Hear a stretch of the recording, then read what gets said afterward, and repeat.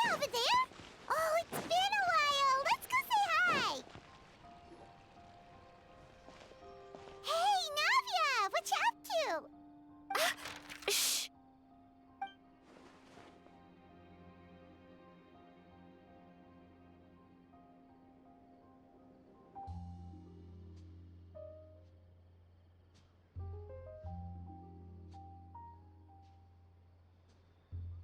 Get lost, Monica! I don't want to see you back here until you're ready to wake up and start doing things properly! Right now, you're a disgrace to my kitchen and to the Hotel de Boer name! It was an accident. I'm sorry, did you hear me asking for excuses? No, I'll do better, I promise. Why is she so aggressive? She won't even listen to what the poor girl has to say! Oh, hey! Cut her some slack! You gotta at least hear her out! Wait! Huh? Who do you think you are telling me? Wait a sec. Navia? Huh. So, you're bringing backup now. Suit yourself! You're still wasting your time!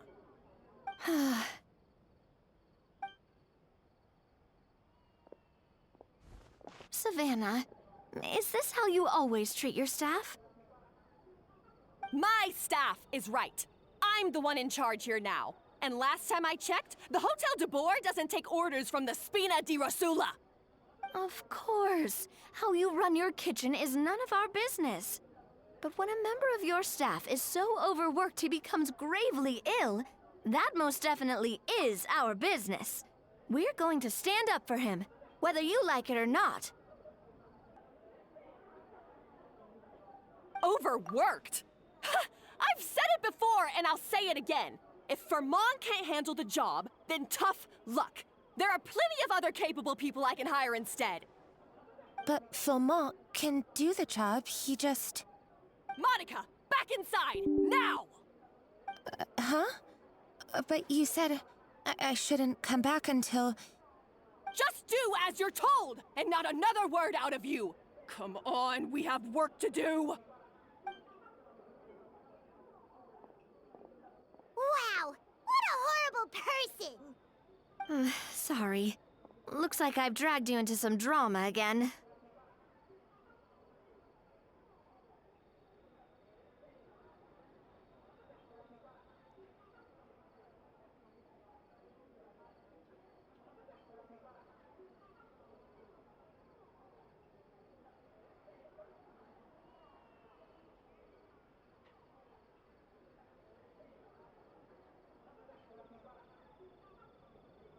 Her name is Savannah.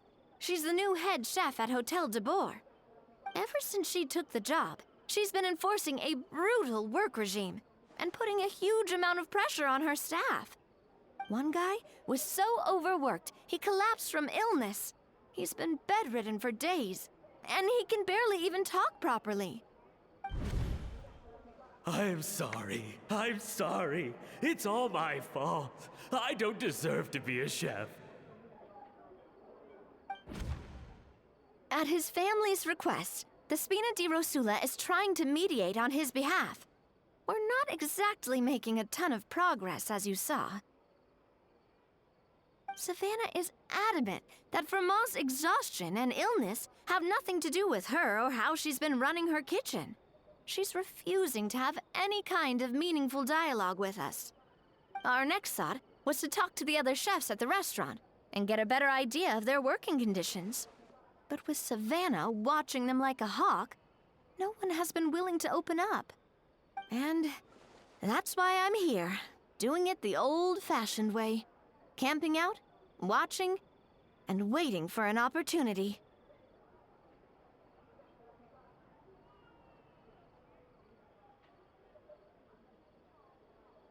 Oh, shoot!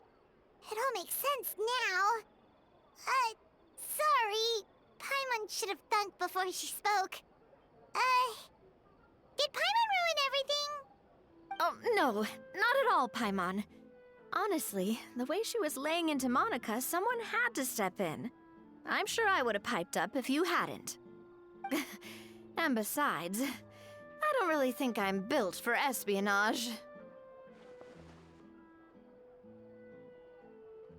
Yeah, meaning it's gonna be all the more difficult to get the inside scoop now.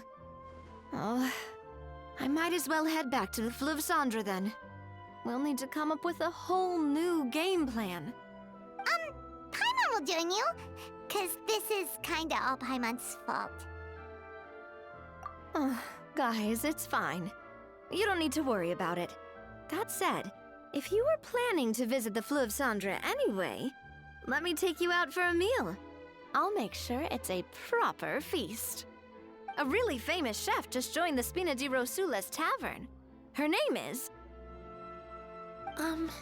Sorry to interrupt. I just wanted to apologize for the scene you witnessed just now. We shouldn't subject our customers to that. This is a small token from us.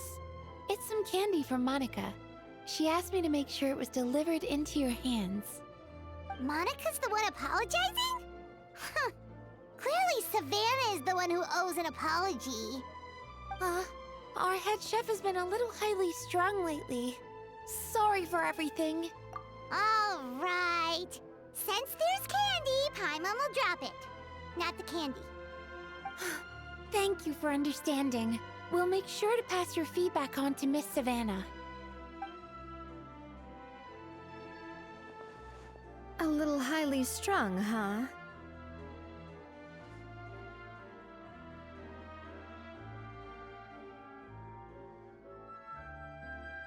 Paimon doesn't get it. How did someone like her even become head chef?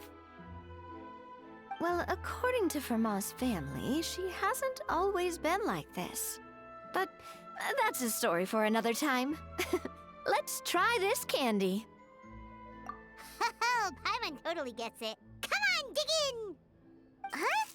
Hold on, there's something written on the wrapper. Find... Escoffier?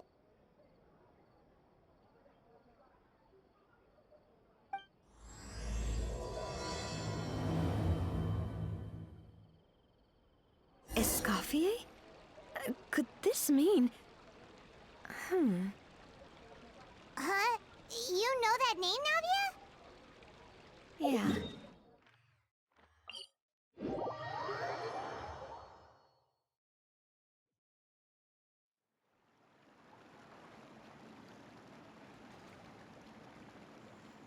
So, who is this Escoffier, anyway? Well, for starters, she used to be the head chef at the Hotel de Boer, before Savannah. She recreated the legendary Gâteau de Boer and restored the restaurant back to its former glory. Safe to say, she's the most renowned head chef in the Hotel de Boer's history, after the culinary genius Modeste himself. Gâteau de Boer? That's the super exclusive cake that they only sell a few slices a day, right? Wow. Why the heck would she let Savannah take her place? Well, apparently, the Hotel de Boer was reported for a safety incident. Someone claims that the kitchen was adding an illegal substance to their menu. But none of the chefs had any idea how it could have gotten into the food. In the end, Escoffier decided that as head chef, she should take responsibility. And she was sent to the Fortress of Meripede. The Fortress of Meripede?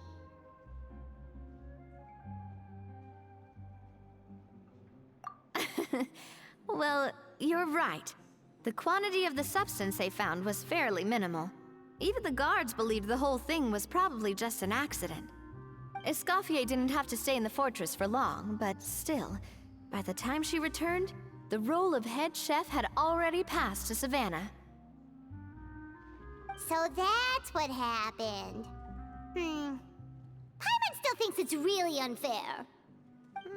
Even though Escoffier is no longer head chef at the hotel, she's still well respected by the staff.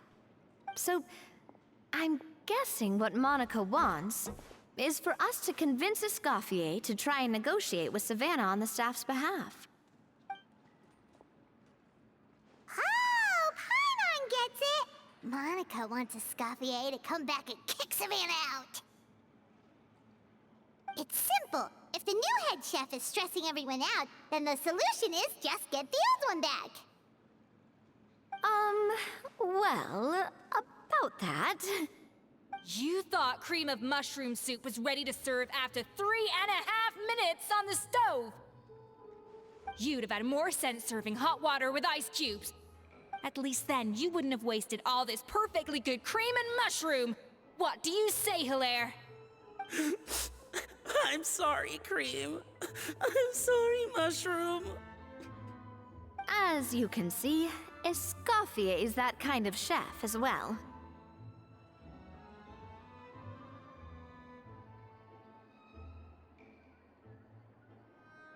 You have to leave it on the heat for long enough to allow those flavors the chance to come out. Don't be fooled by the aroma when the water first starts to boil. Got it? Yes, Chef. Then go back and do it again. The customers are still waiting. Remember where you went wrong and don't repeat the same mistake twice. Yes, Chef.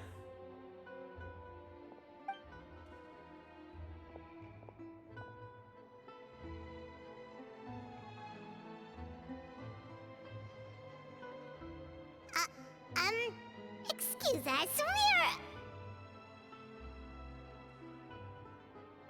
Waiting to be served? Sorry, we're pretty busy. I'm afraid you have to join the line. Oh, no, we're not here to eat. So you're not paying customers? Then I'm afraid the wait will be even longer. It's hard to talk to Escoffier when she's in the zone. Let's take a seat. We can catch up while we wait.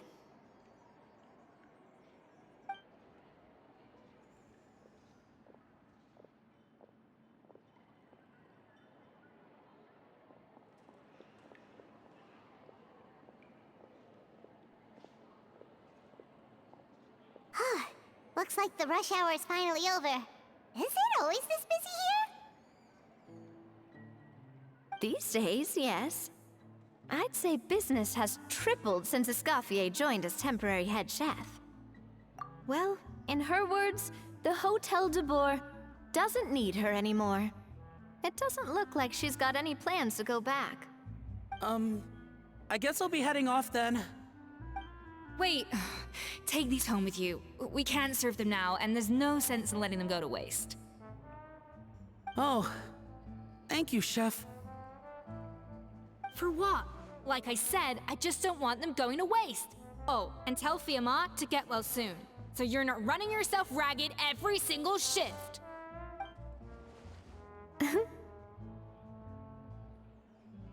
Firmont. That's the second time we've heard that name. Who is that again? He's the chef that fell ill from stress. Hilaire is his son. And with Mom stuck at home taking care of Dad, he decided to pick up some work to help pay the bills. Escoffier knows their situation, so she's been making some extra food every day for him to take home. Hey, I heard that, Navia! I've told you before, no one's making extra food. Hilaire is making blunders in the kitchen, and I can't serve his failed dishes, so he might as well take them home. Yeah, failed dishes that just so happen to be nutritionally complete every single time. So, you two must be the world-famous traveler and her companion, Paimon, yes? Is there something I can help you with? Oh, so you know us already. We'll skip the introduction then. We're here to talk about Savannah.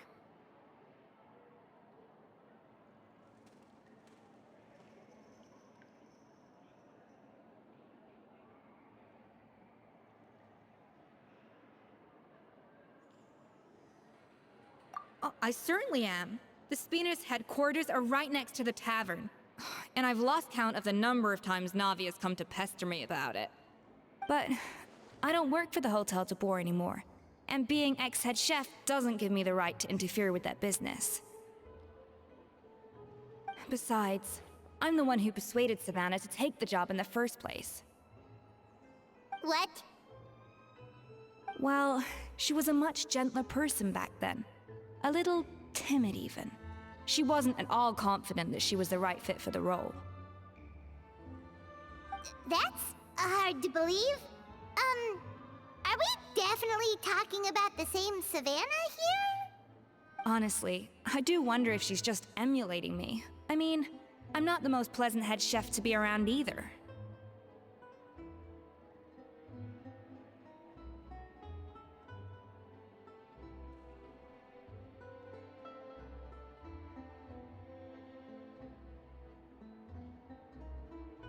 Anyway, suffice to say that given the history between us, it'll be tricky for me to tell her she's doing her job wrong without coming across like a huge hypocrite. Fiamar and the others probably think that Savannah gets it all from me. I wouldn't be so sure about that, Escoffier. Look at this note we got from Monica. She mentioned me. Whatever shortcomings you feel you have, it looks like Monica still trusts you. As for the others, well, how can you know what they think unless you ask them? Monica. Plus, it's not like we're asking you to storm in there and raise hell. We're only in the initial phase of our investigation. All we're trying to do is get the other chefs to open up to us. Oh, Monica. Oh, Monica! Escoffier? I can't believe her! Powdered sugar is supposed to be applied sparingly. Look at all that on the wrapper. It's thicker than the sole of my shoe. Unbelievable! I won't stand for this. She has to learn. Come on, we're going. Wait, so now she's,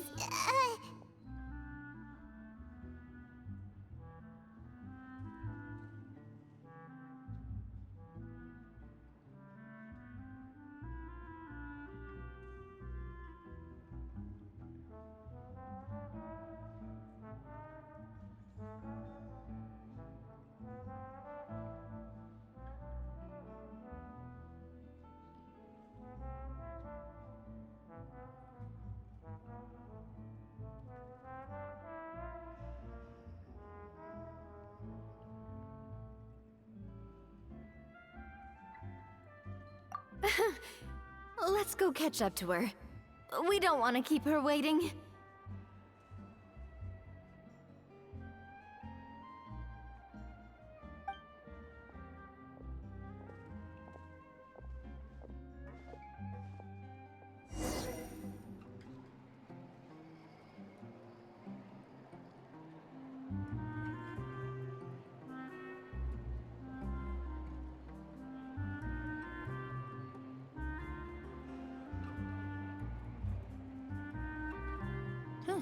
Good roll. All right, maybe I'll take one more day off and knock out the rest of the work once I'm feeling up to it.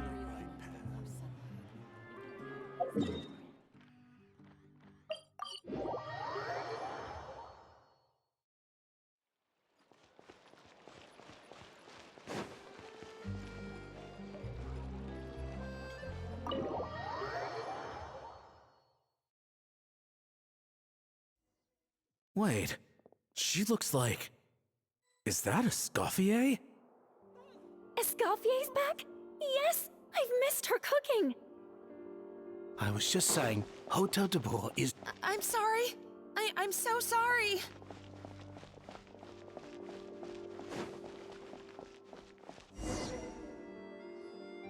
I'm so sorry. I messed up your order. Oh, I wouldn't go that far. Maybe the taste is a little off, but if you hadn't brought it up, I don't think I would have noticed.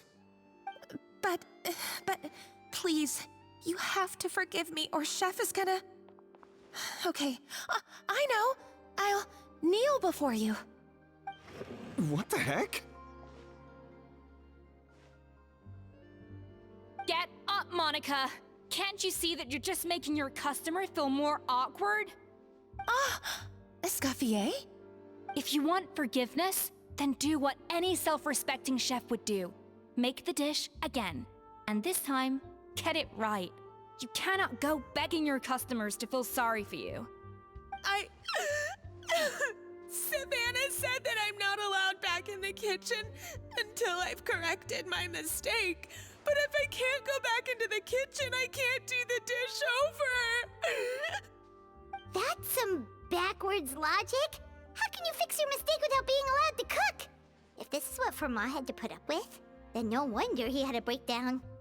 We apologize for interrupting your meal, sir. It's fine. With my layman's palate, it's not like I can tell the difference anyway.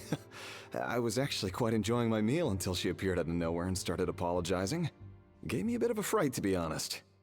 Oh, well, it's because Chef Savannah tasted a bit of the leftover soup from my pot and then threw me out of the kitchen. Gosh, that's pretty strict. Has she always been that way? I don't recall things being like this when Escoffier was head chef here. I gotta say, you're all looking a little worse for wear these days. I mean, Escoffier was strict too, but I think the difference is that her criticism was more constructive, so you knew what you did wrong and how to improve, and we all knew that it came from a good place. Chef Escoffier was hard on us because she truly wanted us to reach her level. But these days, whenever we make a mistake, we just get told to wake up, get your head in the game, or just do it again. And it's only gotten worse since word got out that Chef Escoffier had started working again in the Fleuve Cendre. Monica, you don't need to call me chef. I'm not the boss here anymore. Yeah, but through no fault of your own. What happened back then, that wasn't on you, and all of us know that. That banquet was a huge event, and so many staff were involved every step of the way. With so many moving parts, there's no way of knowing how that lumiline ended up in the food we served. Lumiline? What's that? A new drug from the Fontaine Research Institute, produced from an extract of the lumitoile. Apparently it sharpens the senses, so they used it to treat people with impaired responses to stimuli. Oh, yeah, I've heard about that. They found out you can use it as a flavor enhancer since it stimulates the taste buds. Makes things pretty addictive. They also found that overuse can have mood-altering effects, and even lead to nerve damage. So it quickly ended up on the guard's list of controlled substances. Unfortunately, however, some food products containing the additive had already made it to the market by the time the guards banned it from the restaurant industry. Everyone knows that in all likelihood, someone probably just purchased a batch of contaminated ingredients by mistake. But you took all the blame. We all know why.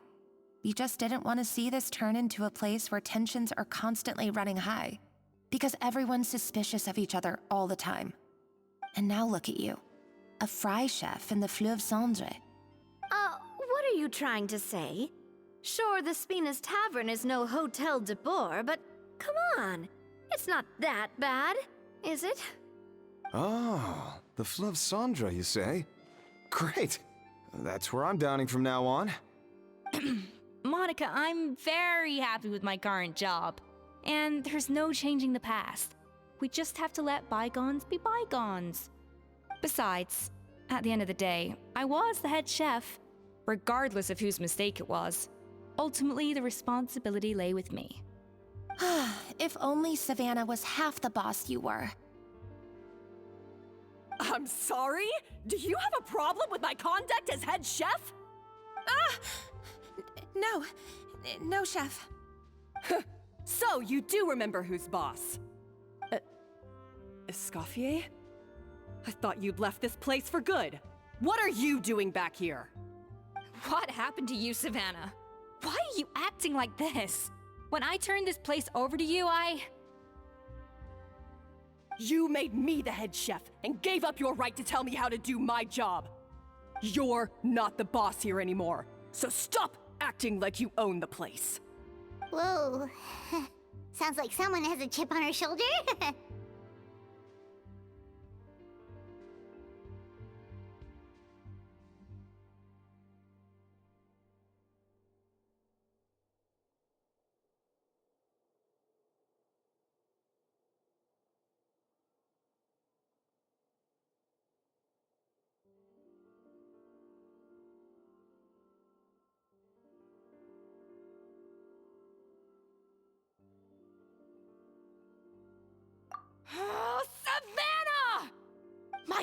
God, have you grown a temper since I last saw you? Have you put even half the amount of energy into improving your cooking skills, or are you still using the Pluie Lotus as an off-brand marcotte, thinking no one can tell the difference? That's none of your business! What happened to not storming in and raising hell? Ho ho! I was not expecting to see something this spicy as soon as Escoffier returned. Huh? Fan Agem? Aye, miladies. Might I make a humble suggestion? Given that we have ourselves a tête-à-tête between chefs at the Hôtel de Bord, I dare say it would be de rigueur to settle this the traditional way. The traditional way? That can only mean one thing.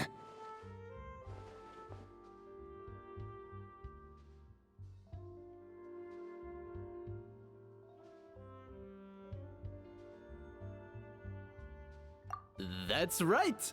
I'm talking, of course, about the tradition established by Modeste himself. The cooking contest! According to legend, the founders of Hôtel de Bord, Modeste and Savelli, used this method to resolve all of their disputes. Everything from petty arguments over next week's menu to disagreements over the strategic direction of the restaurant. The cooking contest would decide who had the final say. Huh. Sounds like they had a lot of free time on their hands. Ah, well, it might sound that way to us. But in fact, the cooking contest played an enormous role in motivating chefs to hone their skills, reaching new heights of excellence in the culinary arts. And indeed, the reintroduction of this institution in recent years has surely been instrumental in transforming the Hôtel de Bord into the top-ranking restaurant in Fontaine. Reintroduction? Someone brought it back? Who? What say you, Escoffier? Surely you of all people won't back down from this challenge. It was you who put the rule in place, after all.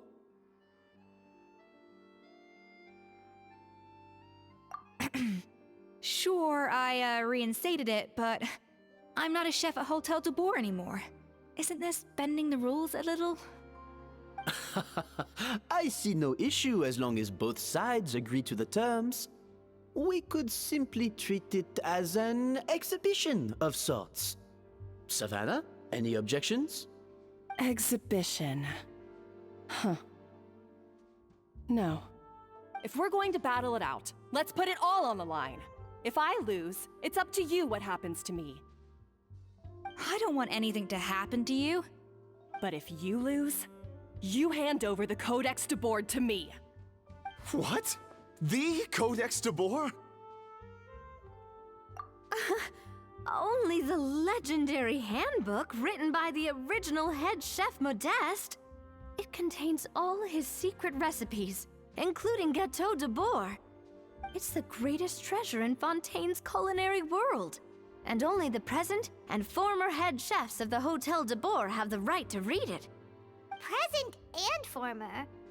Wait, but that already includes Savannah, though. What do you want that old thing for? You have your own copy, don't you? Don't take me for a fool. You know perfectly well what I mean. I want your copy, the original version, the one you took with you when you left us. I'm sorry, I must be missing something.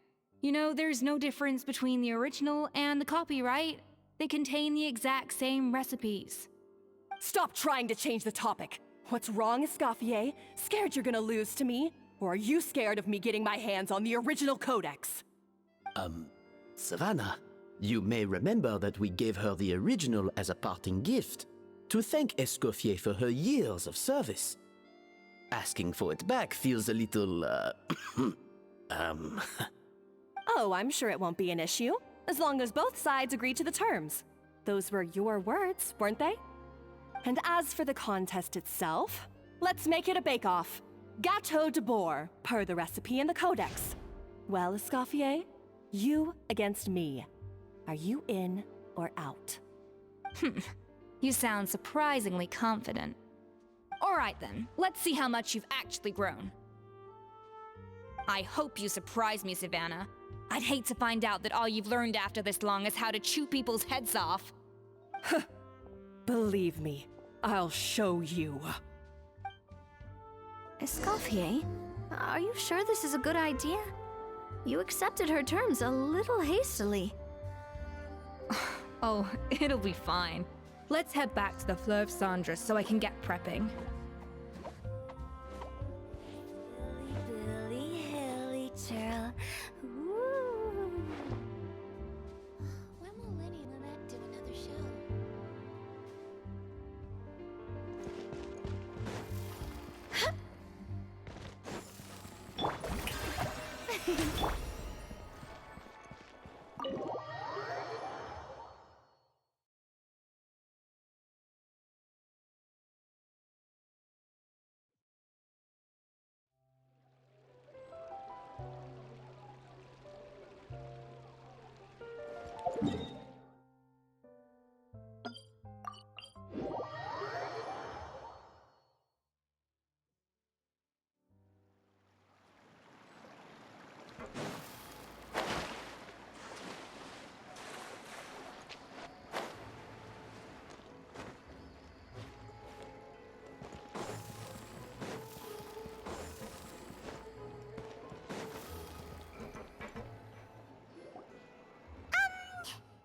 So, this whole bake-off thing kind of came out of nowhere. Was it really sensible to just go along with it? Well, I got a sense that she's holding something back. But we chefs always express ourselves in our cooking. So if she won't talk, this might be the best way to find out what's really going on with her. Huh? Holding back? Sure didn't sound that way to Paimon. Escoffier only picked up on it because she's the same way. Always closed off, never letting you know what she really thinks. That's patently false, at least where your macarons are concerned. I've been nothing but truthful with you about the disgraceful amount of sugar you use. Okay, that's one case where you can keep your thoughts to yourself.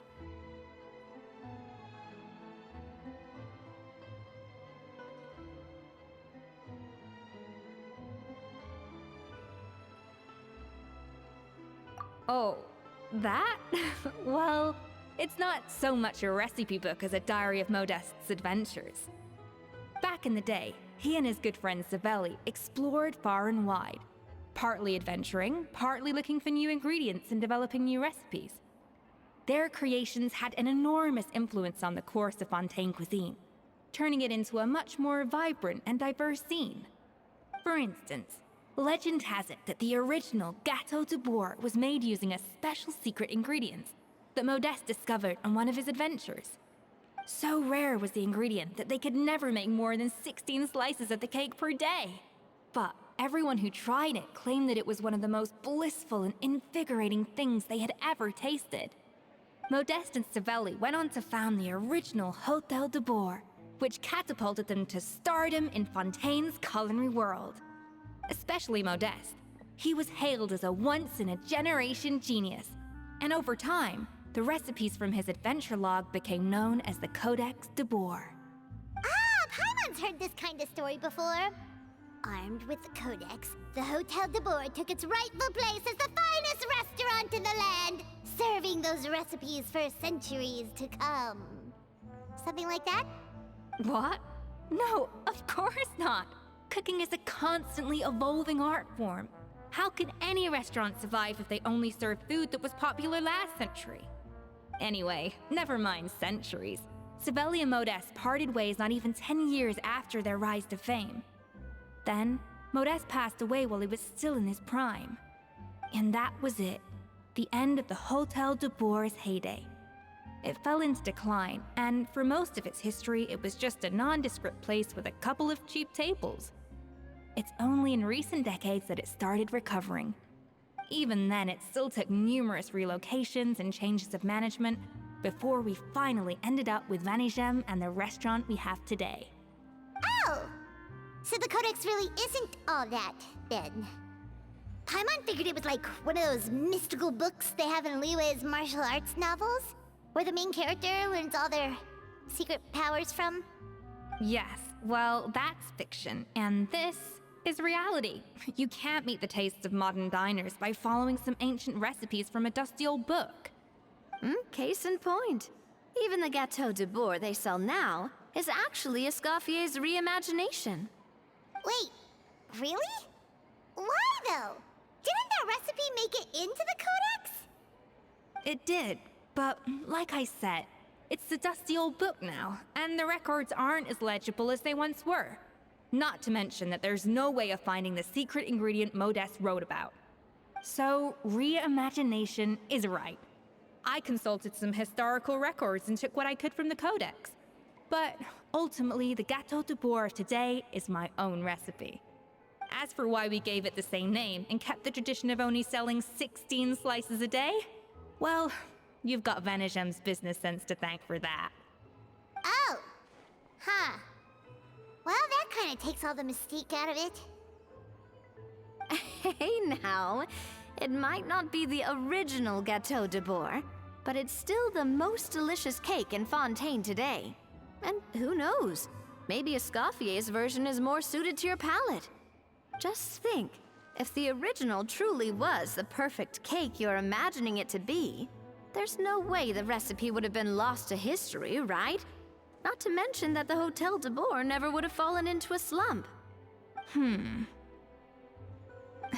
Anyway, before I left my role as head chef, I made a copy of all the recipes from the codex, including my own improved versions, and turned them over to Savannah. So why is she so interested in the original copy? Could it be a symbolic thing? Like, whoever holds the original Codex de Bourg is the true head chef? Well, it was clearly precious enough to give to Escoffier as a parting gift. Meanwhile, Savannah only got a copy. Maybe from her point of view, it's like management doesn't truly see her as being worthy of the role. You think so? The only thing is, it was her suggestion to gift me the original in the first place. Well, a joint decision by her and Venegem.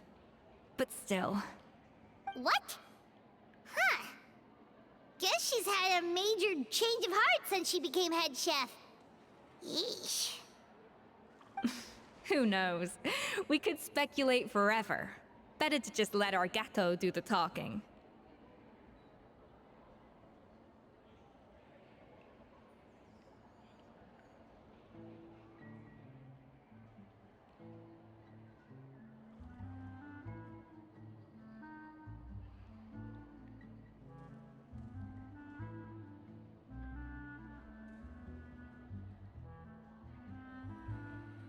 It means besting her in this bake-off, and then getting her to explain herself, even if I have to beat it out of her with a spatula.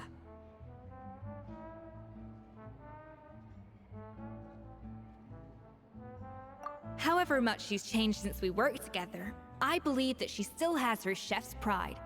And if she respects the art, she'll respect the outcome of our contest. Well, I'm confident that you and your spatula can get justice for Froment. All you need to do now is win the contest. But that should be a breeze for you. Let's not get too ahead of ourselves. Gâteau de Bourg is very complicated to make. Usually, it takes 3 chefs working in tandem to cover everything. Now, if I had to push it, I could probably do the work of 3 chefs myself. But I'd prefer to play it safe if I can find a couple of assistants in time. Well, that's easy. The 3 of us are veterans in the kitchen. You just need to pick 2 of us. Well, I have heard the Traveler is an accomplished cook, as well as a warrior. But be warned, I will hold you to exceptionally high standards. Think you're up to the task?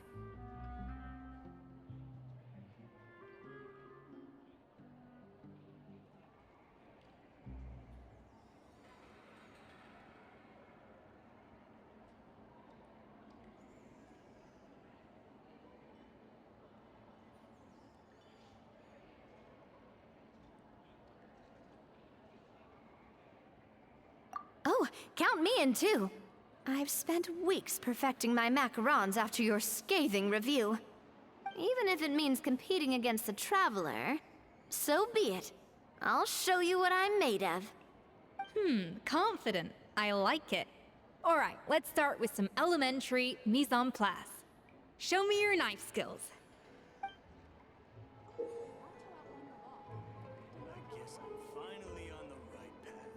I've always called it chopping stuff up, not mise en place. But it's basically the same thing, right? Oh, Navi. Looks like you found that easier than I expected. Yeah, thankfully it was pretty straightforward in the end. You made it sound like we'd be carving statues out of fruits or something. Well, brace yourself, because the next step is anything but straightforward. I'll be using this cold press to extract flavor compounds from the ingredients. A kind of special food processor I got the Fontaine Research Institute to make for me.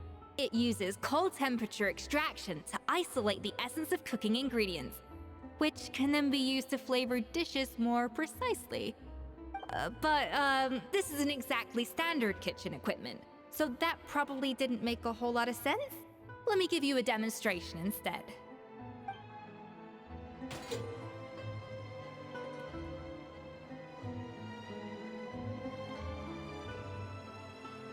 Custom-made equipment from the Fontaine Research Institute, huh?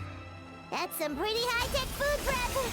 Paimon's never used anything this weird before. Cool! Not weird. And done.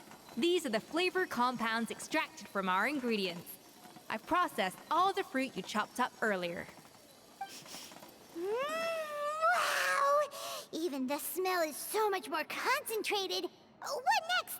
Do we add all this stuff in? Absolutely not! Throwing everything in at once will ruin the balance of flavors. We have to go slowly and carefully to calibrate the exact flavor we want.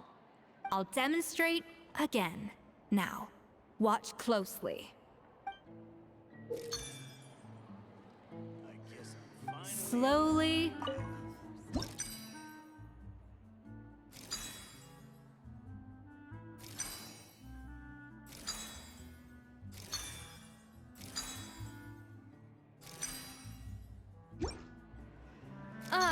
That didn't count. I was experimenting. Count.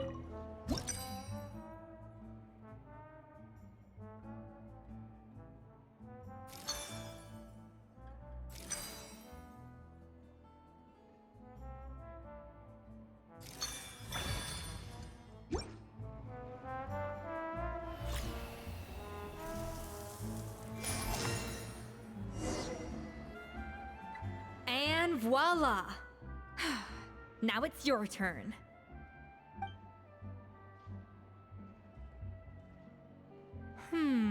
Not terrible. Considering this was everyone's first time blending flavor extracts, it could have been worse. But the Traveler's work was surprisingly good. Are you sure you've never done this before? You got almost perfect results on your first try. That goes without saying. Still, credit where credit's due. You did well. Alright, now for the part I've been looking forward to. I want each of you to cook something from the Hotel du Bois' current menu. I'll judge your submissions and give you a final score.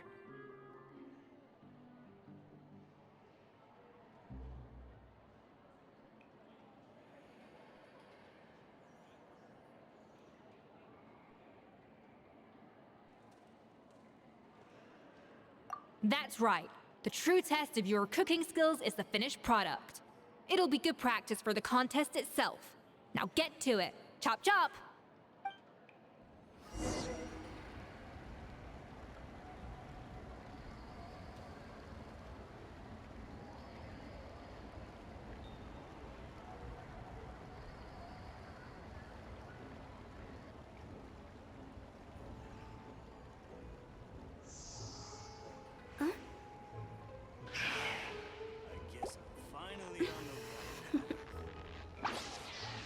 Toodaloo.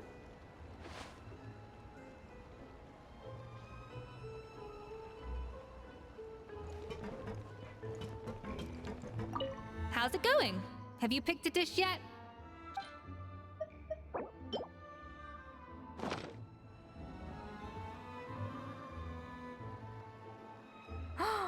Look at that! With the grace of a snow-winged goose, as I like to say.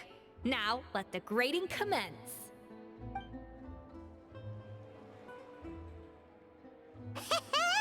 Pretty good, right? Not to brag or anything, but Paimon's a bit of a connoisseur when it comes to la food. 6 points. What? Oh, well, fair enough. Paimon doesn't cook all that often, so as long as it's a pass. That's 6 out of 100. What?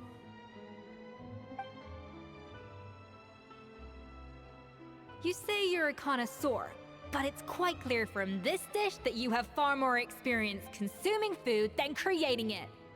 By that logic, I suppose you think listening to Lady Farina on repeat every day would make you an opera singer. Aww. Oh, me next, me next.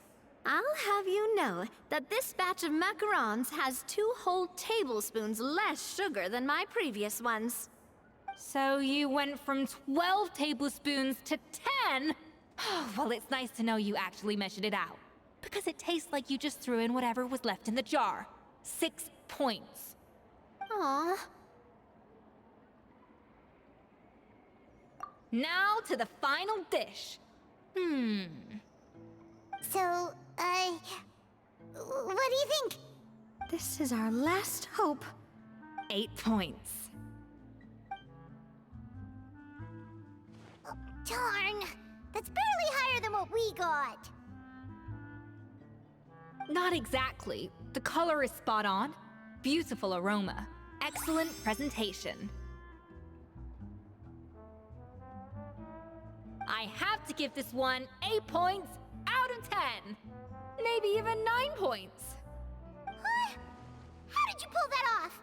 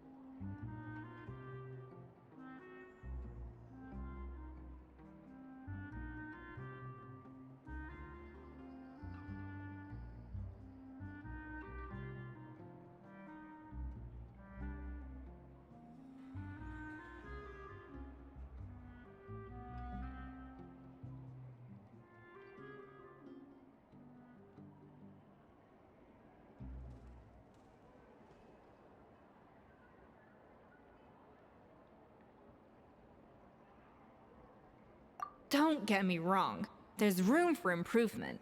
But still, this is clearly the work of an accomplished chef. I can tell that you've put many hours of work into honing your skills in the kitchen. I can really taste the grace of the snow-winged goose in this dish. The traveler's journey, with all its trials, tribulations, and setbacks. Not to mention the frustrations of having a picky eater for a partner. Hey, you made that last part up! No way did you taste that! Well, it looks like I lost fair and square.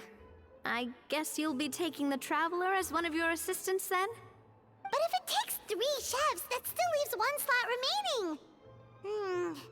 Maybe Paimon and Navia should keep practicing and see how it goes? Chef Escoffier! Oh, it's Hilaire! What brings you here? I heard the news about the cooking contest. You're doing Gâteau de Bourg, right? I was just wondering if you needed any help? And you think you're up to the task, do you? Oh, no, I know I'm not there yet. It's actually my dad who wanted to help.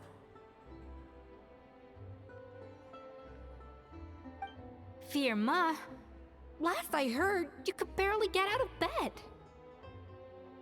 Chef Escoffier, Navia, Traveler, thank you all so much for everything you're doing for me and my family.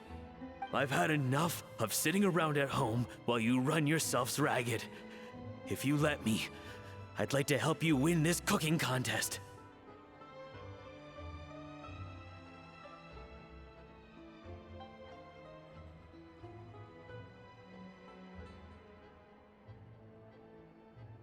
Yeah, I was gonna say the same thing.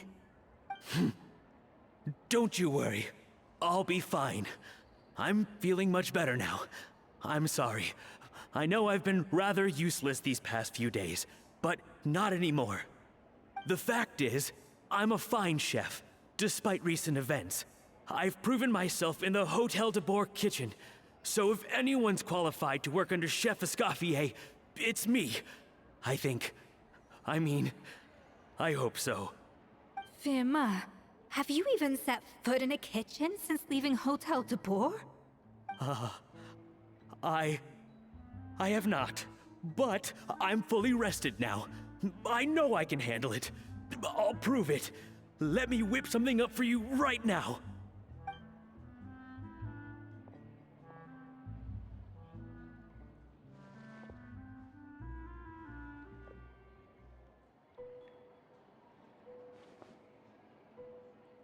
Huh? That's strange. Why are my hands shaking? What do you call this, Firma? I can't seem to grip my knife. Do it again! Again! Again! I... Hopeless. Get out of my kitchen yesterday.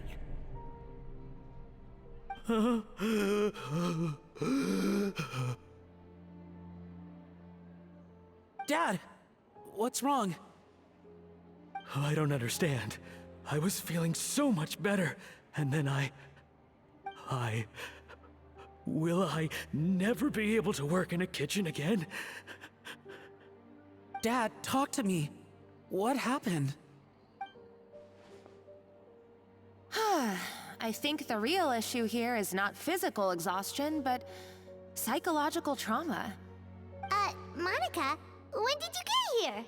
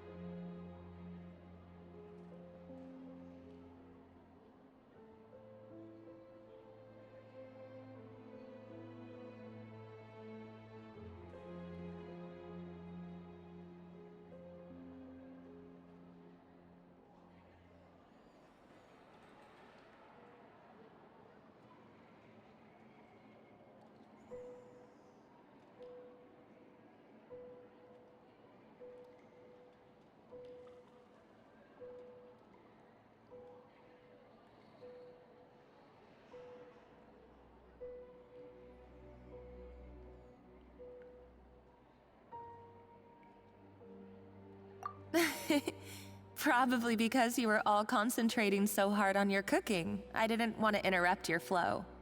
But anyway, Firma, I'm so sorry. If only I'd known how serious your situation was, I would have stood up for you sooner. You have nothing to apologize for, Monica. During those long nights of redoing every order, you were the only person who looked out for me. Oh, come on. All I did was make you some tea. I doubt it was much help. Savannah was so ruthless toward you. I probably should have brought you something stronger. She sounds like the worst. All right, another Savannah horror story. Let's hear it. She's been getting harsher and harsher on us ever since she heard about Escoffier's new role in the Fleuve Cendre. Seems like no matter what we make, she'll find something wrong with it. What is this? It looks like a dog's been at it. In the trash now!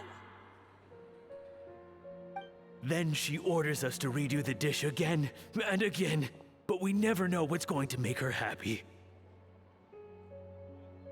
Do it again, do it again, do it again! Every time you remake it, you just get another earful from her. Either straighten yourself out or get out of my kitchen! So now, it seems like just picking up a kitchen utensil gives me flashbacks of her yelling at me. Oh man, that must be awful. The more I want to get it perfect, the more my hands shake, and the more scared I am of making another mistake. How can you give up so easily, Fiamma? You weren't a quitter when you were working for me. And even under Savannah, you talk about working late into the night trying to perfect your dishes. That says to me that you still hadn't lost that determination to prove yourself. What changed? I don't know what's come over me. When I think back, I just remember feeling like my heart and my hands were growing heavier and heavier as the shift went on. Each time I had to redo a dish, my heart sank a little further. Maybe Savannah was right. Maybe I am just hopeless at this. Dad. I see. Well, it sounds like there are some deep issues at work here. Ones that won't be resolved by merely seeking compensation. I will win this contest, and after that, I encourage you to approach Savannah and talk this out. But what if you can't find another assistant in time? Clearly, I'm in no state to help out. You think being one person short will ruin my chances? Let's not forget, I taught you and her everything you know. Even if I had to go it alone, I would present the perfect gâteau. Oh, well, Paimon and Nadia will still keep practicing, just in case. And so will I. Yeah! And if worse comes to worse, we can always get the Spina di Rosula to put out an emergency call for chefs. There's gotta be someone out there, right? Actually, I thought maybe I could help. That's sort of why I'm here. What? Why didn't you say so? I was going to, but then... well, this is the first chance I got. You do this for us? Thank you so much, Monica. Alright, fine by me. But aren't you still working for Savannah? Joining the other side seems like a guaranteed way to put your future employment in jeopardy. I know, but it's all right. I've made up my mind.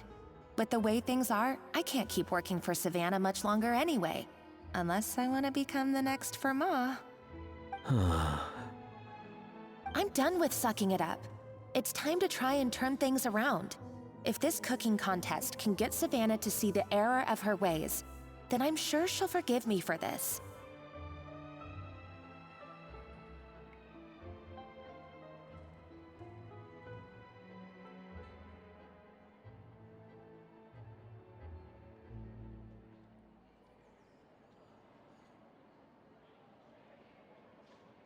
Well, Paimon didn't think we'd be poaching from Savannah's staff to get our third person, but there you go. Anyway, Monica's a professional chef, so nothing could possibly go wrong now. Great! Then it's settled. And to congratulate you all on making the team, I propose a Spina-sponsored meal to celebrate. Spina sponsored? Wait, you mean I'm cooking? Well, I promised the traveler a feast in the Fleuve Cendre. And I know how much you've been looking forward to it. Yeah! Feast, feast, feast!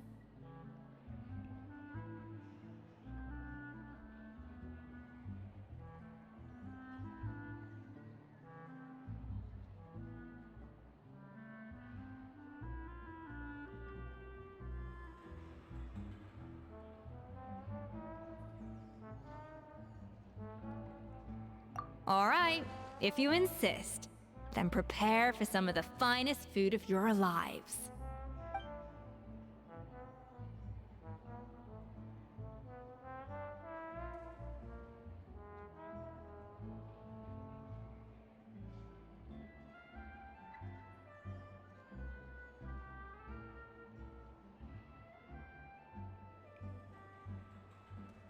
That's not a bad idea, actually. Wait, hold on. You need to finesse that further.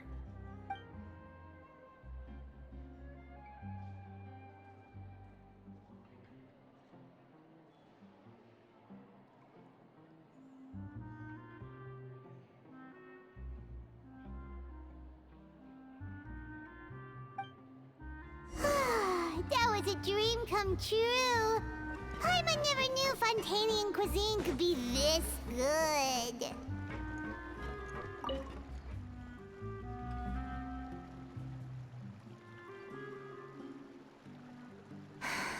Why, Savannah? Why?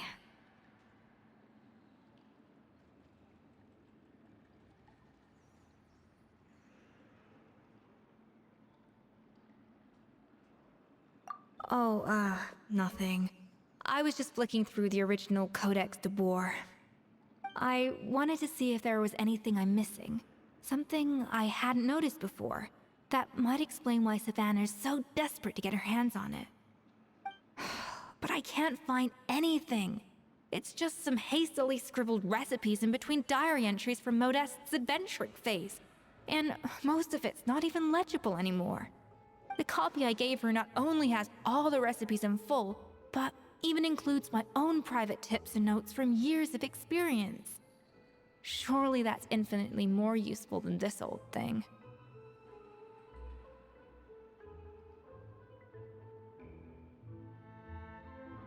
Yeah, maybe. Still, it's just hard for me to imagine that the Savannah I knew would go to all this effort just to make a point.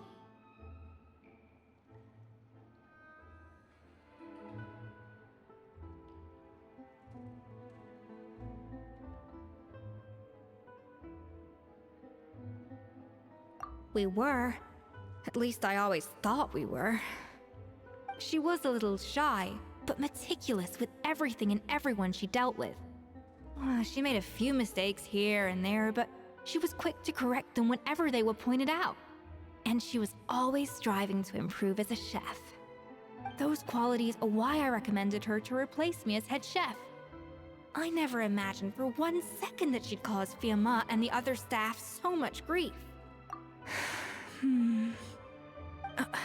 Well, I mean to an extent, of course. I pushed hard for her to get the role.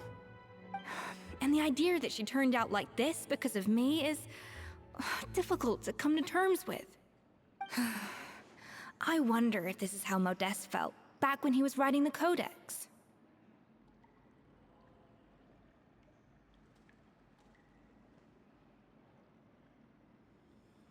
Yes, with his good friend and co-founder of the Hotel de Boer, Savelli. The story goes that after Modeste unveiled his Gâteau de Boer and was hailed as a culinary genius, he was admired and adored by all. But his newfound fame slowly drove him and Savelli apart. Unlike Modeste, whose every new creation was an instant hit, Savelli seemed to face setbacks at every turn. Doors that would swing wide open for Modeste would shut in Savelli's face. And with Modeste being whisked off to all manner of functions by his celebrity friends, he had less and less time to discuss the culinary arts with Savelli. People started gossiping about Savelli, and their relationship between the two gradually soured.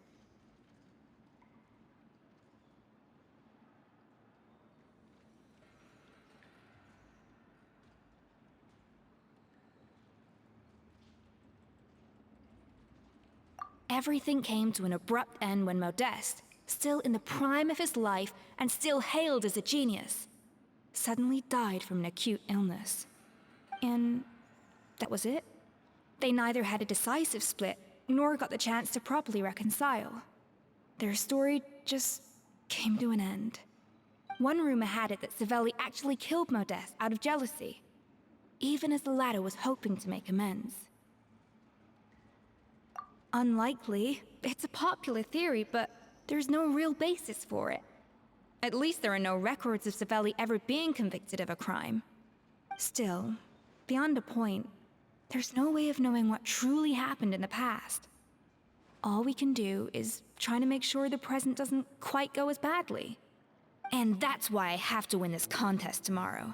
Then get the truth about everything that's been going on, even if it means cracking her open like a nut.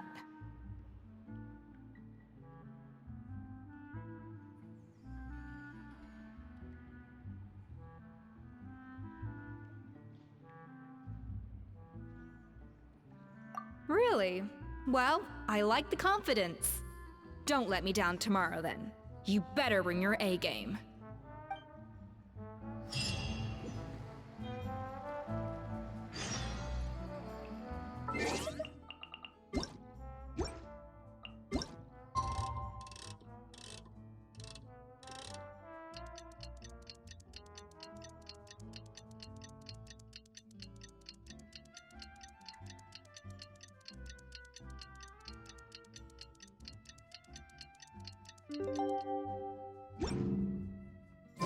It's cooking contest day! To the Hotel de Boer! Toot sweet!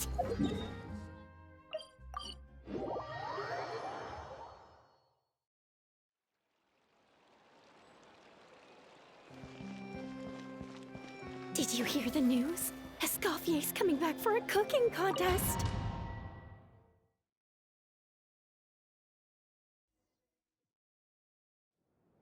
Mesdames et messieurs, welcome one and all to the Hotel de Bord and to this most exciting of cooking contests.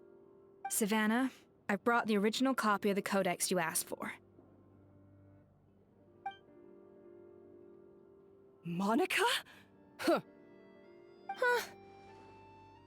In the interests of fairness, this contest will be conducted in a double-blind format. Once the dishes are complete, they will be sent to the back of the kitchen where they'll each receive a label. The labels will be placed out of sight underneath the plates, only to be revealed after the judges have sampled them and reached a final verdict. This is to ensure that no one will know which dish is made by which contestant. As one of the judges, I promise to be fair and impartial. When my meal got interrupted yesterday, I never thought this is how they'd make it up to me. Getting a seat on the judging panel is a pretty sweet deal. Both contestants have taken their positions. Then, without further ado, let the Hotel de Bord cooking contest commence!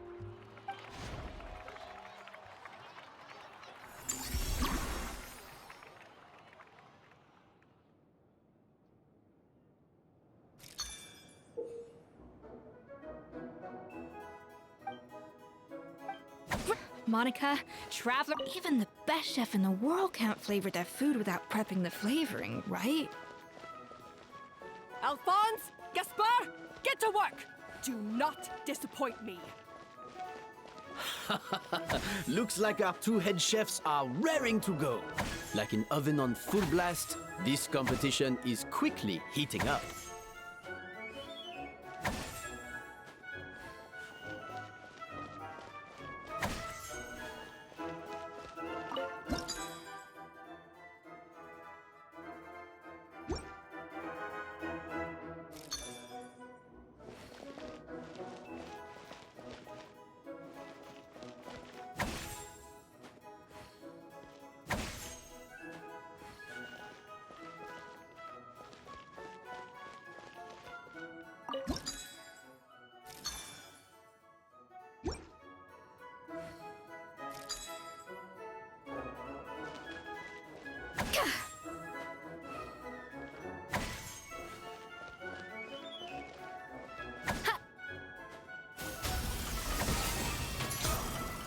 That should be enough flavoring. Now hurry up and balance the flavors.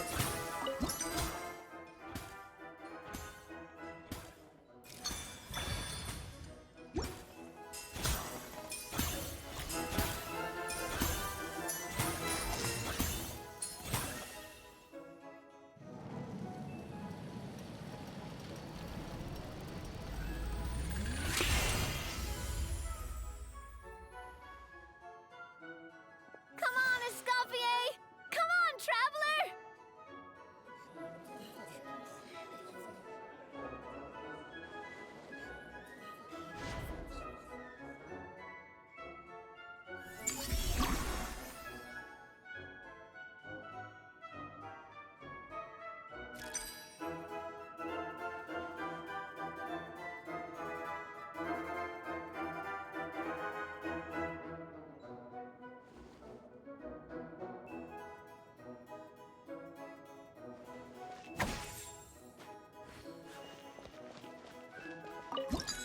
The balance of flavors is about right, but the quantity is too low. Alphonse! What are you playing at? That's not how I taught you to do it! Stop horsing around and do it again! Yes, Chef! Oh, tension in the ranks on Team Savannah. Will this slow their progress? Savannah, what are you doing?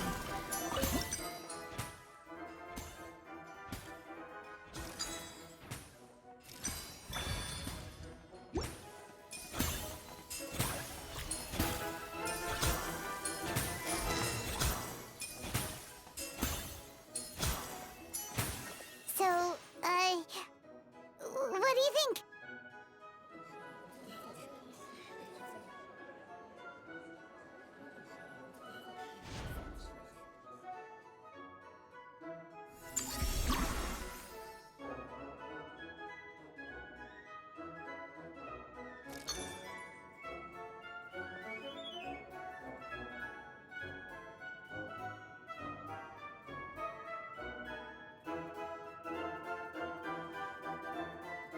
Escoffier is already on the final step of the recipe.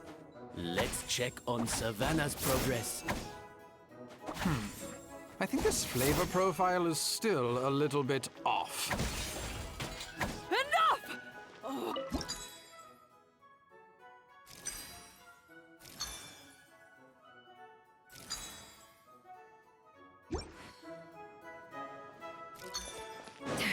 Wow! Is Savannah serious? Can she really make up for lost time working alone?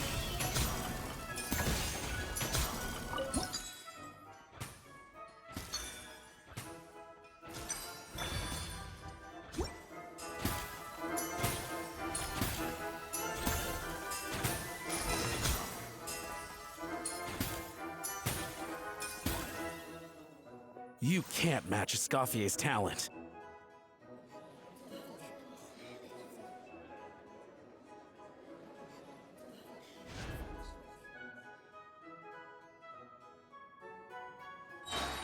I present to you Gâteau de Bourg.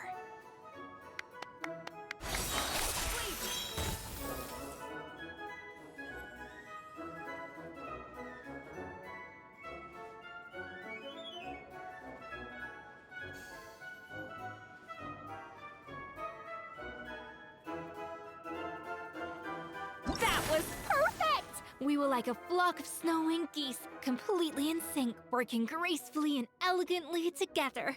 Great work, team!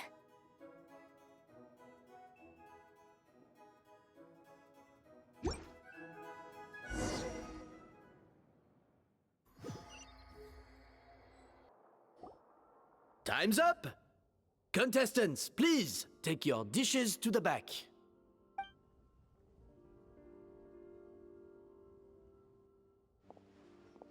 Huh. That guy was right. You really can't tell whose is whose just by looking at them. We both made the same dish after all.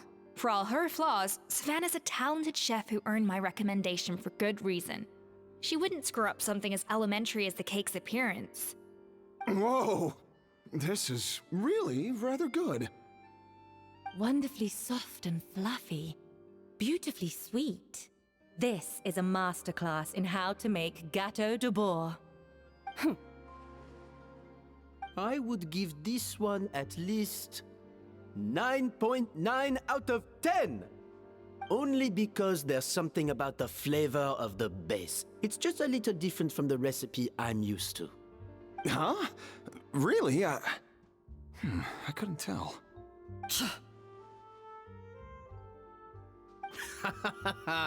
All right, on to gâteau number 2. I haven't had a single bite and already this aroma is a delight to the senses. I have a feeling that this gâteau will be a gâteau for the ages. How exciting! I'm gonna dig in.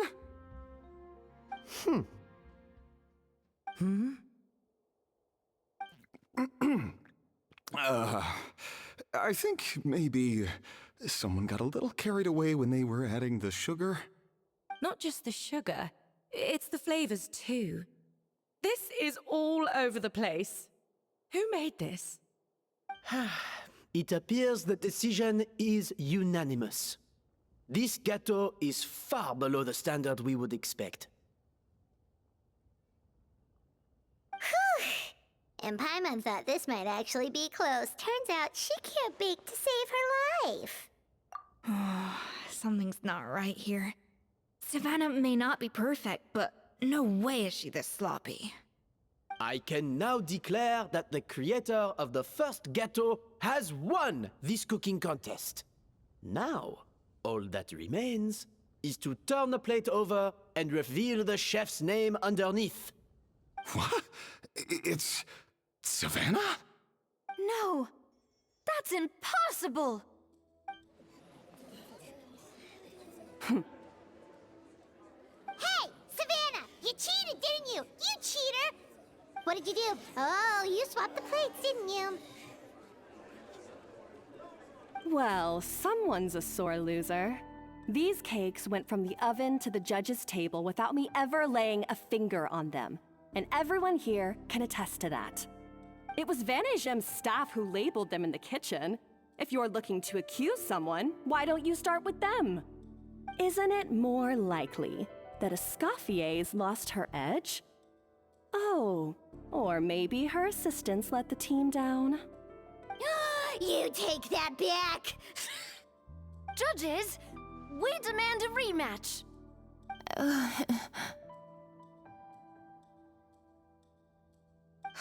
That's enough! What's done is done. As head chef, or rather as team lead, I take responsibility for the dish I served. Whatever went wrong and however it happened, I should have spotted it. Savannah, I didn't think you'd stoop this low just to beat me in a bake-off. What happened to your chef's pride? I don't know what you're talking about. If you want the Codex de Boer that much, you can have it. Escoffier, no! But you must promise me that you'll apologize to Firma and compensate him for everything you put him through. It's a little late to be negotiating terms. The contest is over and I won. That means you owe me the Codex, and I owe you nothing. Look, Savannah, you may have fooled everyone else, but can you really fool yourself? What I'm offering is to accept defeat without looking to expose what you've done.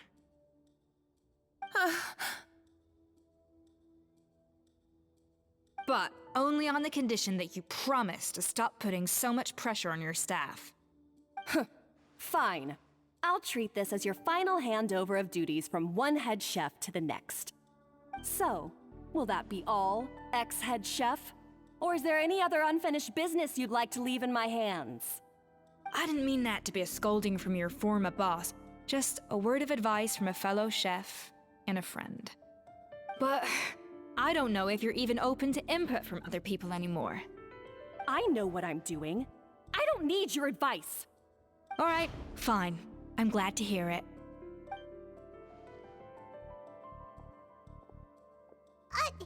Escoffier? The Codex de Boer! Finally. Now, at long last, I will succeed. Escoffier? How could you let her get away with this? Yeah! The Codex is a souvenir of your time here! Doesn't that mean anything to you? It's all right. It was just a bake-off, not the end of the world. I'm already over it. Besides, it's not all bad. She agreed to compensate Firma. That's mission accomplished for the Spina. Honestly, if I'd have known that giving her the Codex would solve everything, I'd have just done that in the first place. I mean, why bother with the whole cooking contest? It's such a waste of time and energy.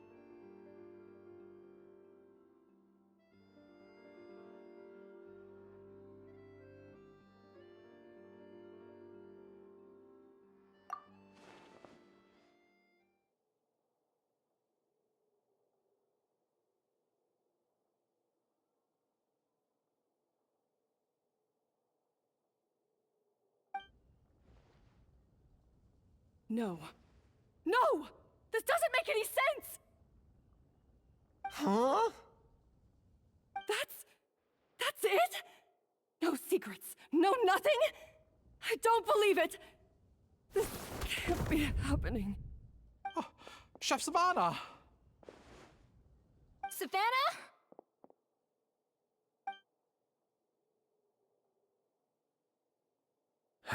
It's nothing life-threatening. Just a lot of pent-up stress and exhaustion. Oh, I knew it. Pent-up stress?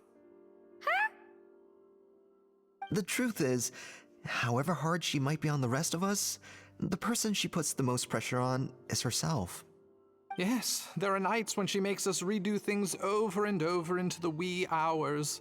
But for her, it's every night. She'll hide herself away in the kitchen, working on new techniques and recipes, and only realize how long she's been at it when we come to work the following morning. But why? Why would she do that? Our best guess is she doesn't want to be seen as less of a chef than Escoffier. And there it is. Even so, that's no excuse for taking her anger out on the rest of you. Yeah, and it's definitely no excuse for cheating in the cooking contest. Huh, about that, we honestly have no idea how she did it. We were focused on our own work the whole time, like she asked. Leone and Algalia were the ones I tasked with labeling the cakes. I've already spoken to them both. They're at a loss to explain it too.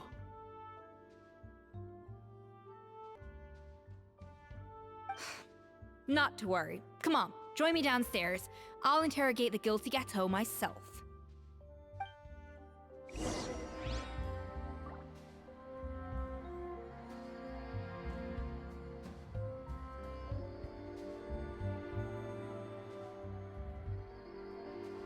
Silly churl, Billy churl, silly Billy, hilly churl.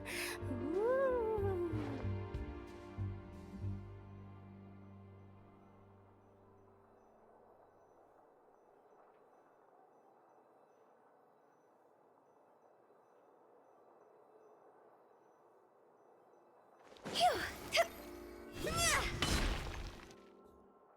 Well, how is it? Have you figured out what it was? Oh, this is aggravated assault on my palate. I'd rather eat wet cement than this. Is it really that bad? I made sure to taste test it before it was served. Oh, relax. This isn't your cake. Savannah never switched the plates.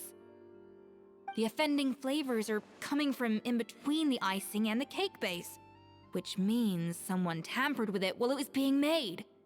Or in other words, we have a traitor in our midst.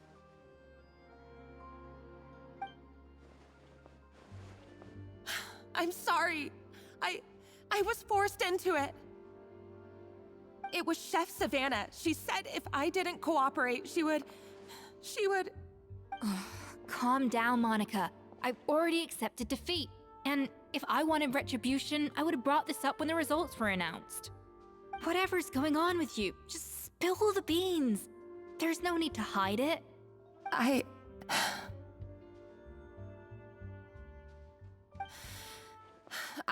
was the one who caused the food safety incident that one time. Food safety? Wait, you mean the Lumaline incident? So you procured the contaminated ingredients? I think so. Savannah and I were on procurement that day. I didn't check everything as well as I should have, and so I let contaminated ingredients make it into the kitchen. But I swear I didn't do it on purpose. I had no idea there was an issue with them, and I didn't know it would end up with Escoffier going to jail. But the last thing I expected was for Savannah to use it as leverage to blackmail me with... This is crazy! So Savannah pressured you into sabotaging Escoffier's cake by threatening to expose your secret if you didn't? I know, it's terrible. I'm so sorry. I was so scared. The thought of Chef Escoffier finding out that I put her in jail, it made me freeze up with fear. I thought Escoffier would hate my guts if she ever found out, and yet somehow that's ended up in me doing something even worse.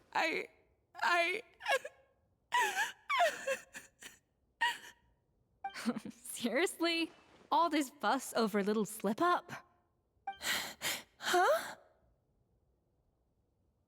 Firstly, it's not like I got a life sentence. I did my stint at the fortress, and now I'm out. And secondly, I had my own reasons for leaving the Hotel de Boer. This wasn't the only factor. So, you don't need to feel ashamed or frightened or anything like that. Any more than you need to add butter when you're pan-searing foie gras. You mean, you forgive me? Oh, well, I'm not saying you don't have to take responsibility for your mistakes. You should tell Vanagem to mark down your performance for the past few months. Then do some digging and find out exactly where those contaminated ingredients came from. Sure, you've made mistakes, but now's the time to fix them. Understood? Understood.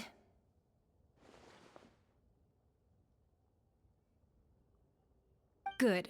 Now, back to Savannah. What about the original codex would compel her to resort to blackmail? I have my suspicions. Not that I've got any proof to back them up, though. Ugh. What happened to me? I've overheard some customers murmuring about how the Hotel de Boer hasn't been the same since Escoffier left. They think our menu doesn't taste like it used to, especially our signature items.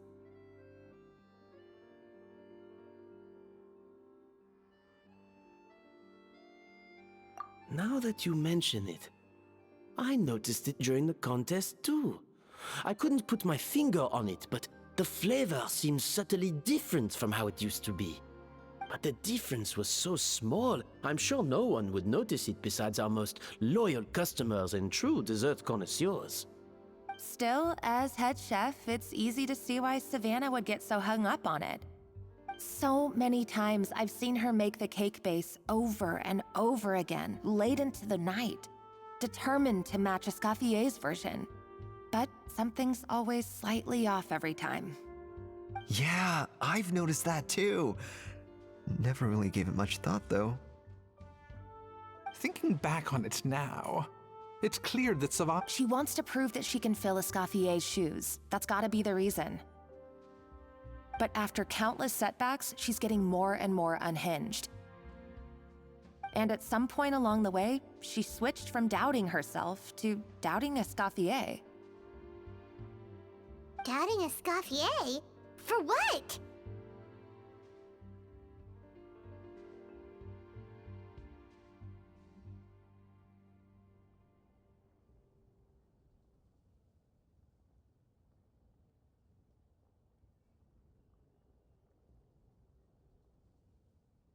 Yeah, it would explain why she was bent on getting the original at any cost. She must have thought Escoffier purposely omitted key details from her recipes when she copied them out. Also, she could retain her place as the #1 chef in Fontaine, the only one privy to all the secrets of the trade. Oh, for goodness sake. What a stupid idea. Of course. Then she finally got the codex only to discover that the secret recipes she's been pining for don't exist at all. Seeing how utterly wrong she was must have been a real shock to the system. It probably brought up everything at once. It overwhelmed her, and she passed out. There's still one thing that doesn't make sense, though. If Savannah had the real recipe all along, how come it tasted different? She might not be on the same level as Escoffier, but surely after like 50 attempts, she'd get it right one of those times. You'd think so, but geniuses like Escoffier are in a league of their own.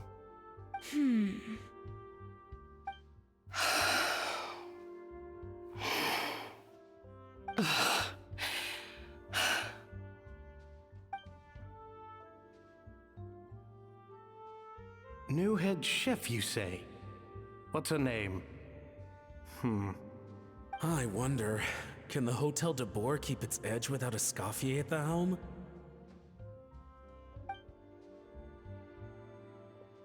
This tastes different from last time. Is it undercooked or something?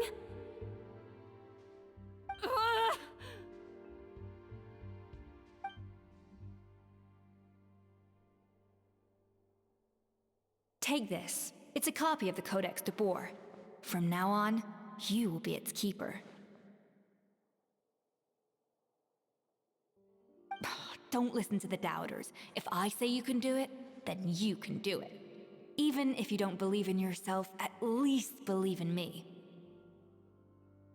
Hey, did you hear me? Once I'm gone, the restaurant is all yours.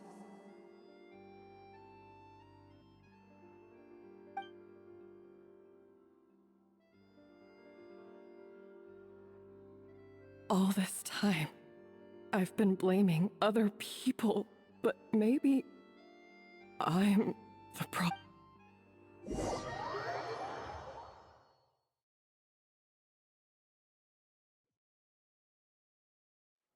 I sincerely apologize for putting everyone out. Savannah's awake now, but I don't think she's ready to speak to anyone yet. Let's give her the day to calm down. I'm sure you'll have the chance to talk everything out tomorrow. In that case, I'll go and update Verma and his family. I wonder what he'll make of all this. So, we'll come back tomorrow then.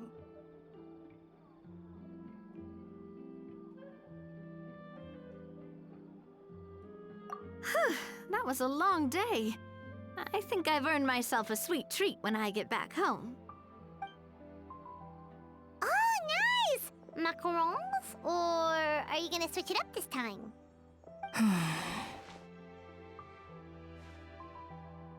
Traveler, how much do you know about the snow-winged goose? Every year, they migrate long distances in search of a suitable home. There's always one goose at the front whose job is to lead the flock. Fontaine poets often use the image of that goose to explore the ideas about leadership and genius. They usually imagine someone who's a cut above the rest, a model of perfection. But what those poets don't know is that during a migration, the lead goose is always changing. Once the lead goose shows signs of fatigue, it retreats to the back of the flock and allows another goose to take its place. So the truth is that leadership, with all the responsibilities and pressures that come with it, it's something that everyone takes turns at. But we humans completely miss that fact when we project our own ideas about social hierarchies onto them.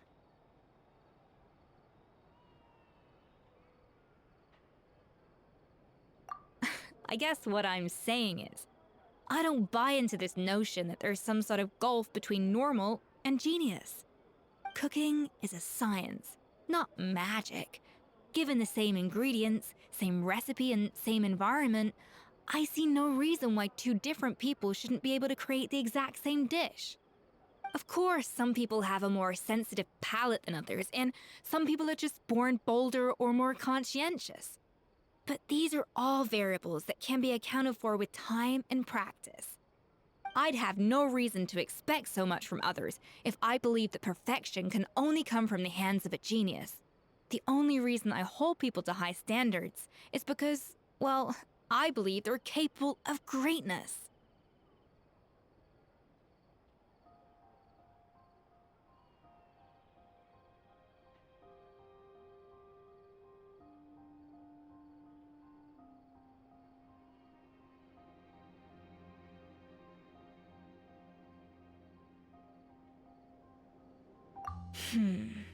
Okay, I've made up my mind.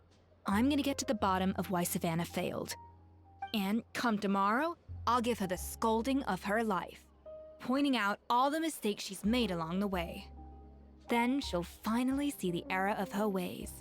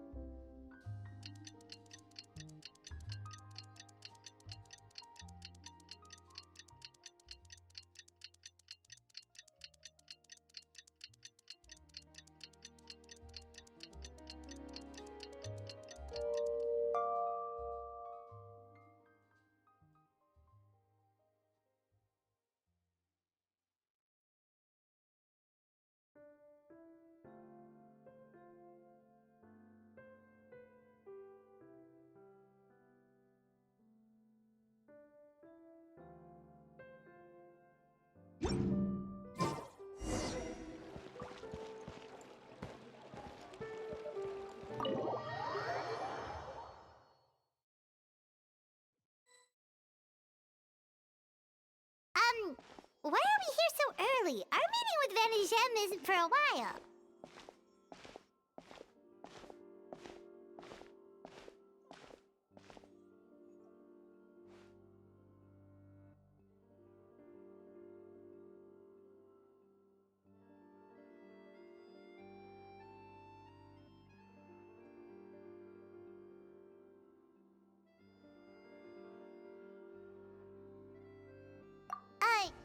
Check on her?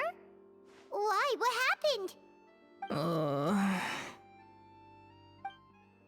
no. Escoffier, are you alright?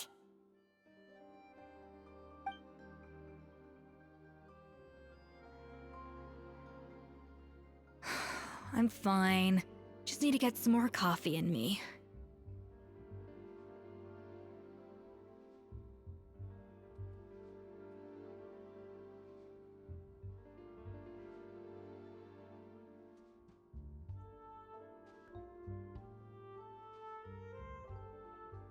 Huh? What happened to my coffee? Did I really drink it all?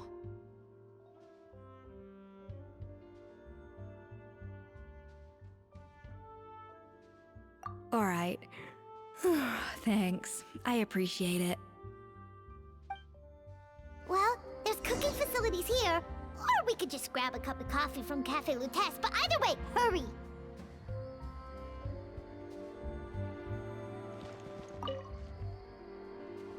Coffee. Need coffee.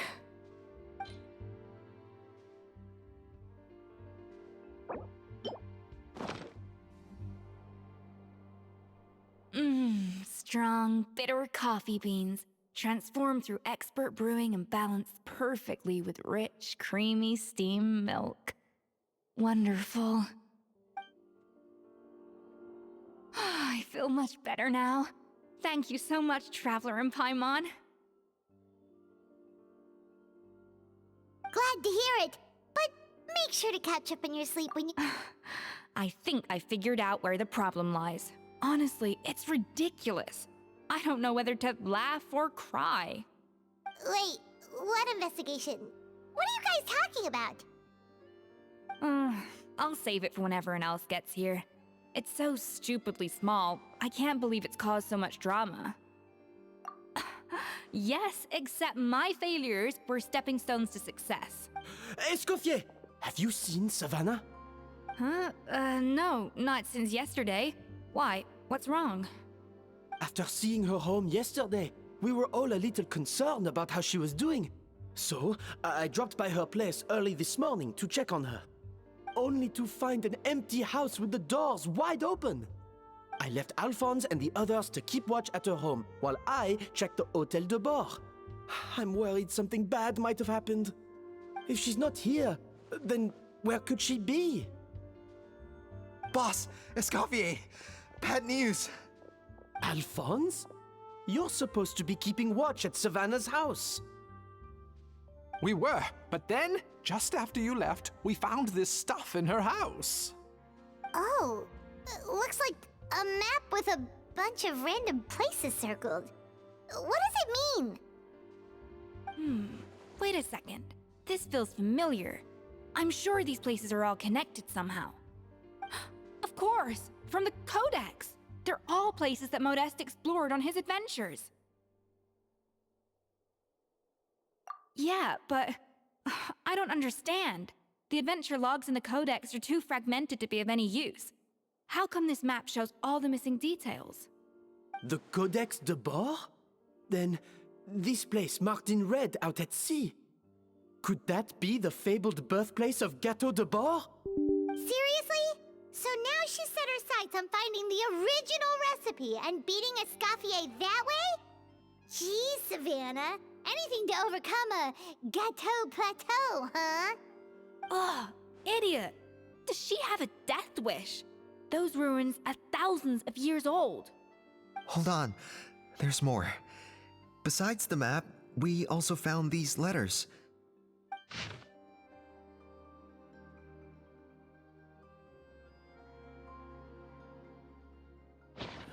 It was you. You let the Lumaline through, didn't you? It sounds like a threat letter. Does this mean that Savannah was responsible for the safety incident?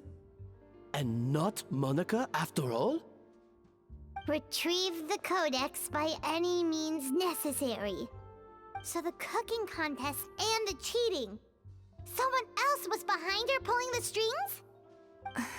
She's keeping the true recipe to herself. Ugh, this is all such a mess. Paimon needs a second to process this. First, we thought that Savannah forced Monica to cheat in the cooking contest. But now, it turns out that someone else forced Savannah to force Monica to cheat?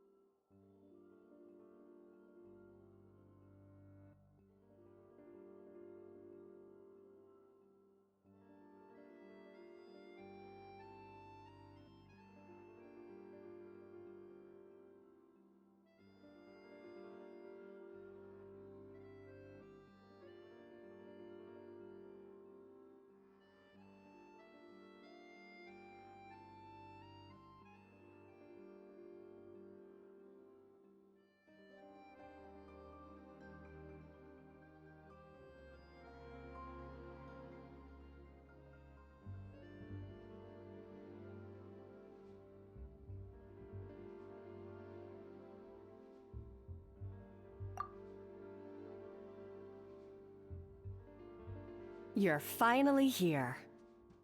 Of course. I should have put two and two together as soon as I read your threat letter.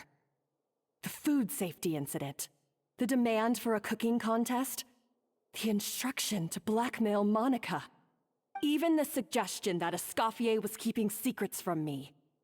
It was all part of your grand plan, wasn't it, Monica?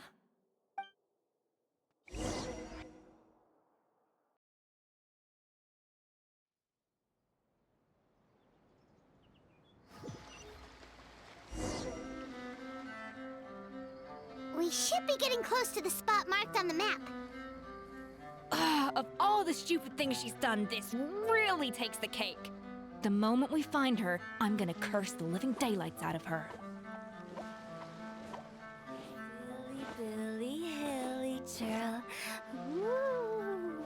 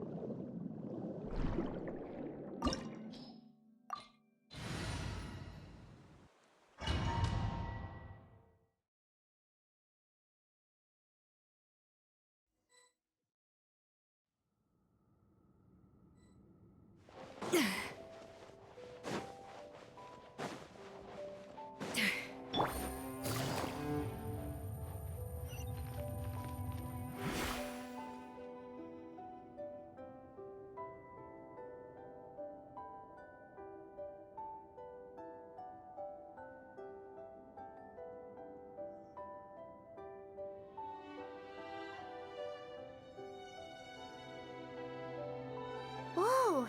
This place looks like an underwater restaurant, doesn't it? Suddenly, the idea of an adventure chef finding secret ingredients makes a whole lot more sense. I think Modest's codex mentioned this place. A public bath from the time of Remoria. So yeah, definitely the kind of place that would have served food and drinks. Huh? Some blubber beasts have come to join the party? How did they get here?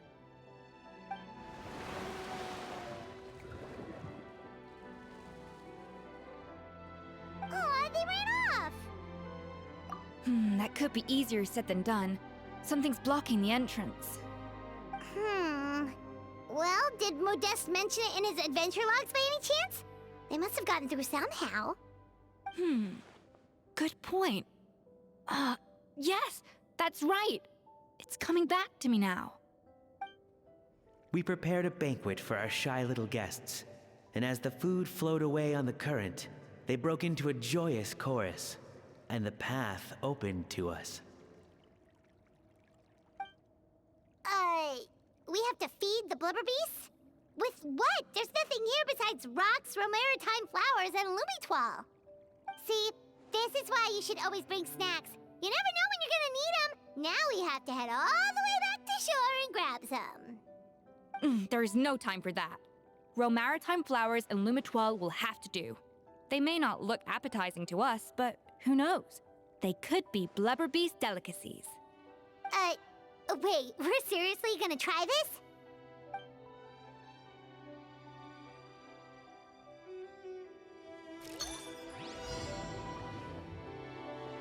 Yeah!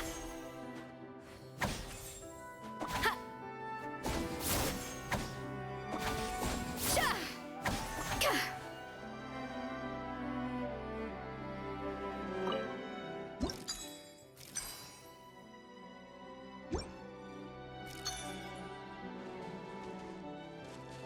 A dash of frosting! Ha! Cha! Yeah!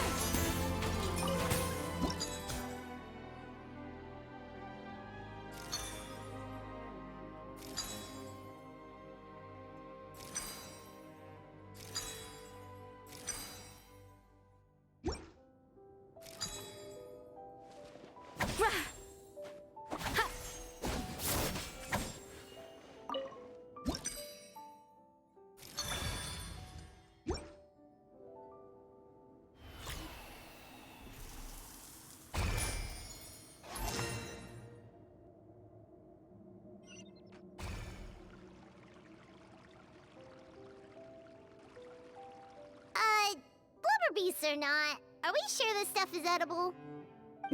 Trust me, they'll love it.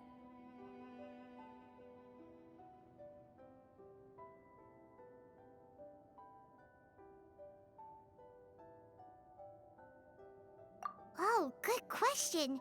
If we try to put them in the pool, we'll probably just scare them off again, and who knows how long they'll be gone. Yes, we can't afford to wait for them to double back. What was it that Modeste said again? Something about the food flowing away on the current.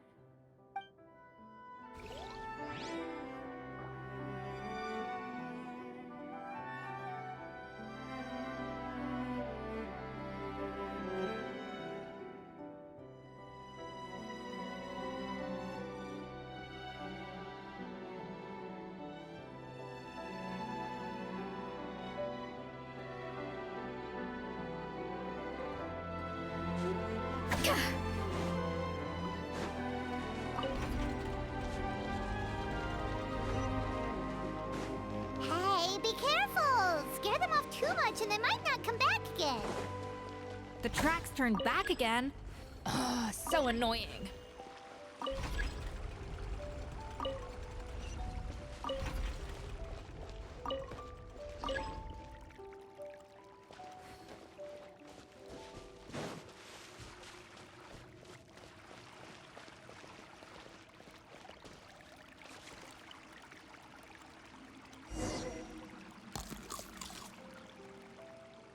Wow, it's really singing!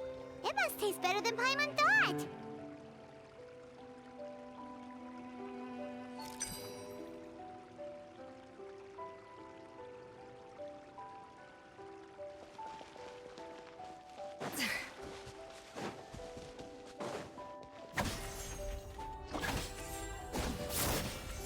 Yeah!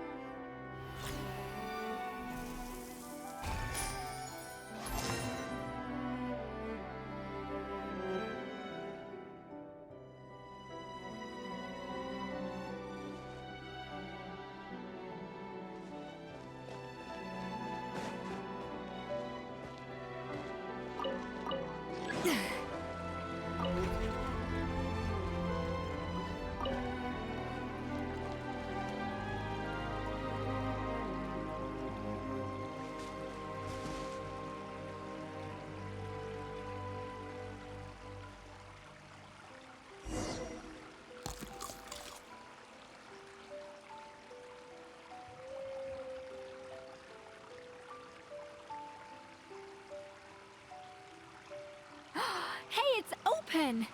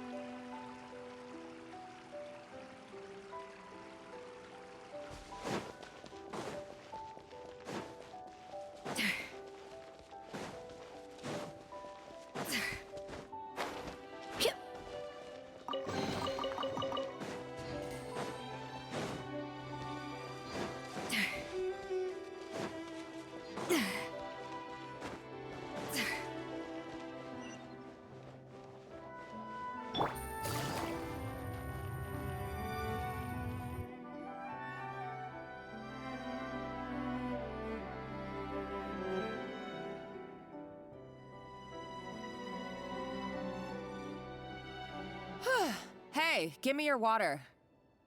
Here. I said your water, the one you just drank out of? Sure.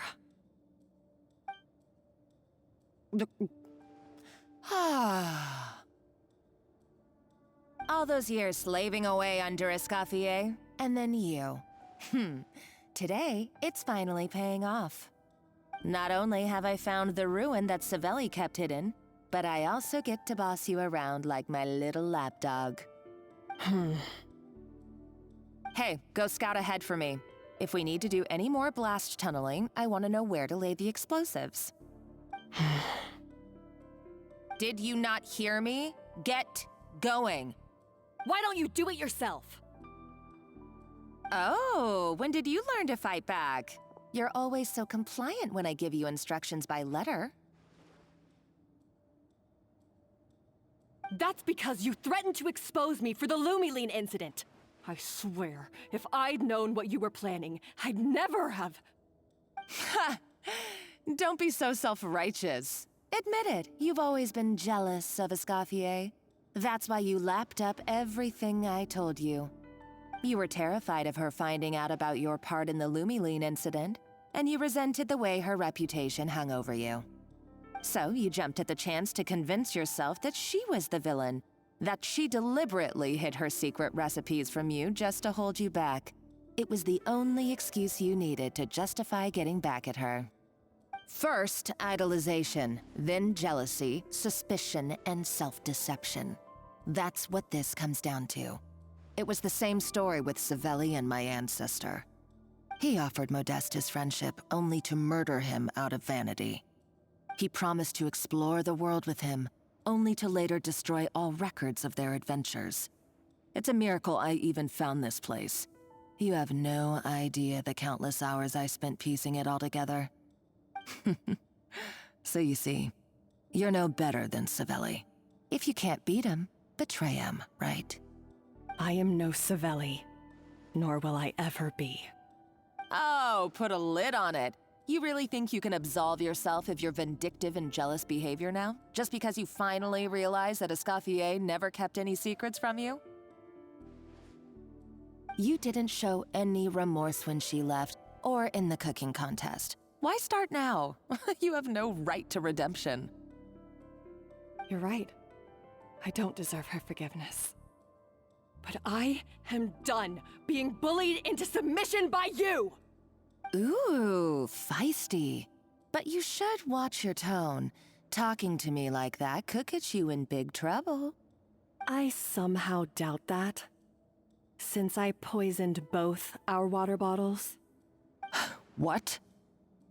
Ever since I learned the truth, I've been biding my time, waiting for this moment. You've played me like a fiddle for so long, and now this is payback! But you drank it too! It's what we both deserve. This is the price we must pay for betraying Escoffier. You'll die here with me, Monica! You.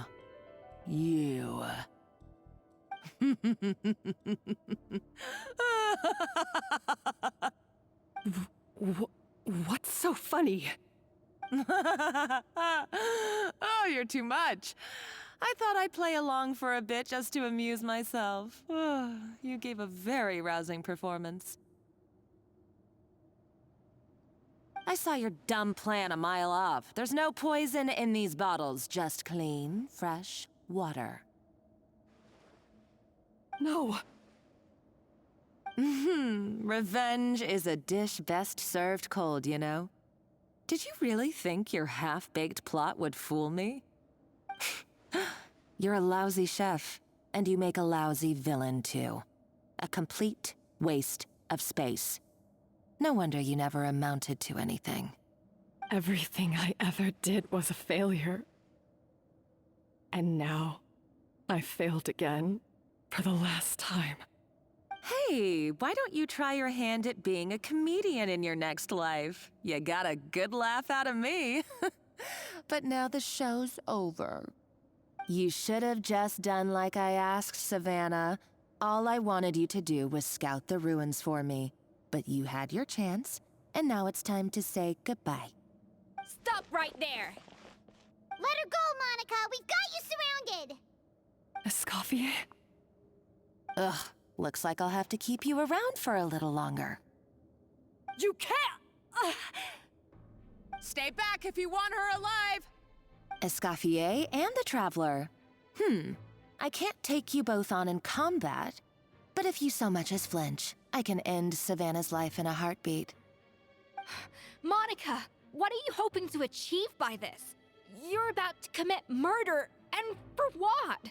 A recipe? A recipe? You chefs are all blinded by your myopic focus on kitchen affairs. Well, some of us actually have bigger fish to fry. Modeste had a secret. The truth behind his so-called genius, the je ne sais quoi factor in his Gâteau de Bourg, and it's right here in these ruins. Are you serious? You're here because of a Gâteau de Bourg obsession? You've gone completely mad!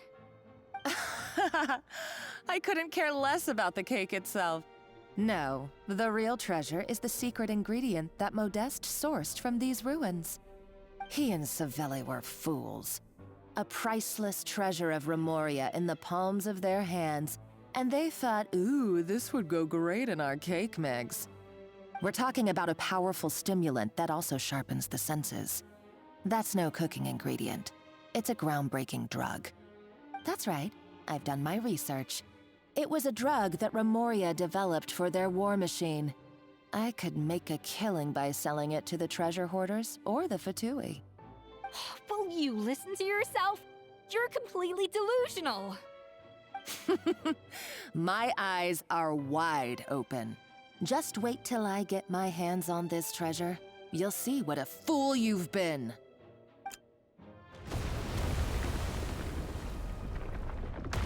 Wait, what's that sound?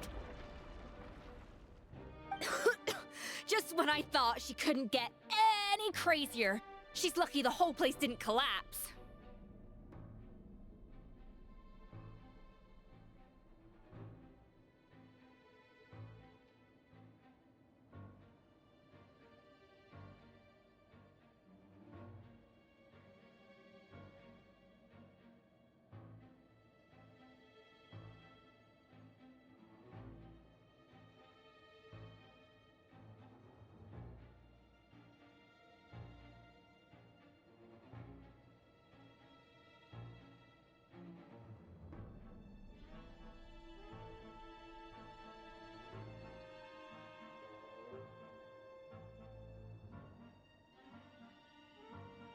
Uh-oh, Savannah's gone too! Monica must have taken her. Oh, what a coward. She's only taken her hostage because she knows that she's no match for you.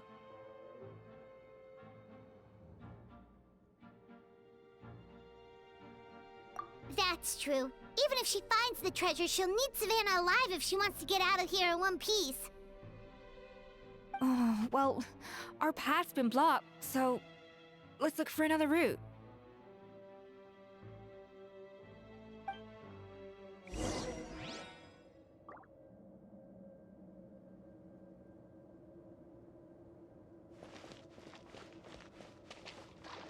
The water looks pretty deep here. Maybe it leads somewhere.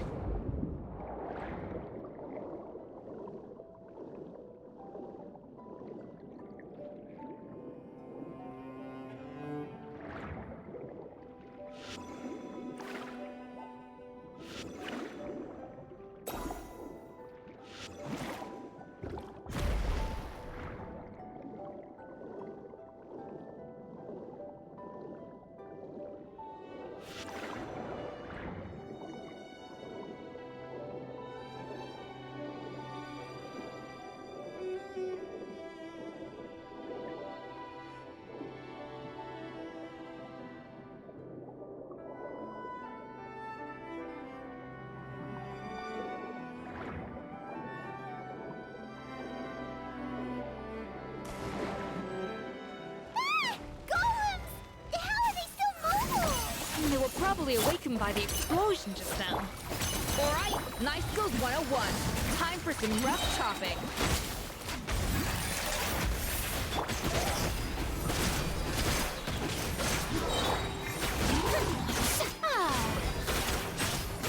Busted.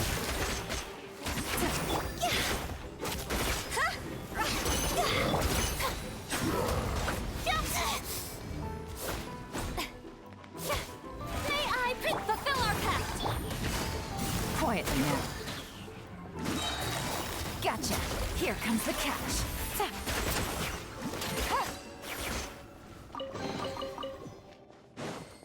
Take it easy. Take it easy.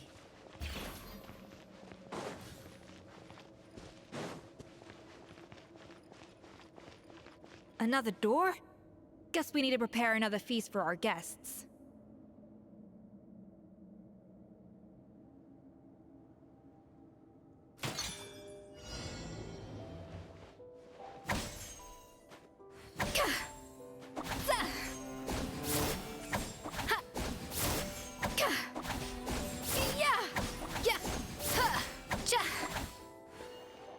Off to the freezer!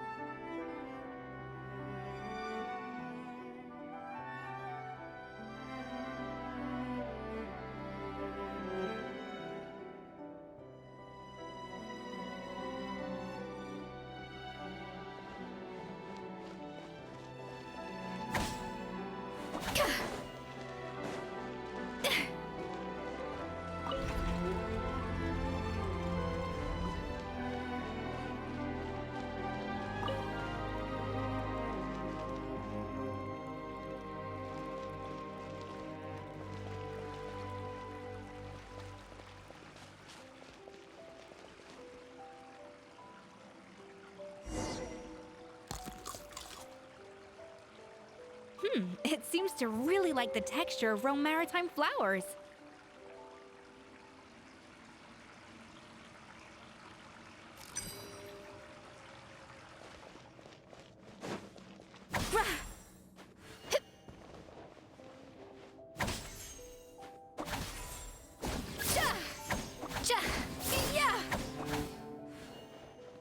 A little amuse-bouche.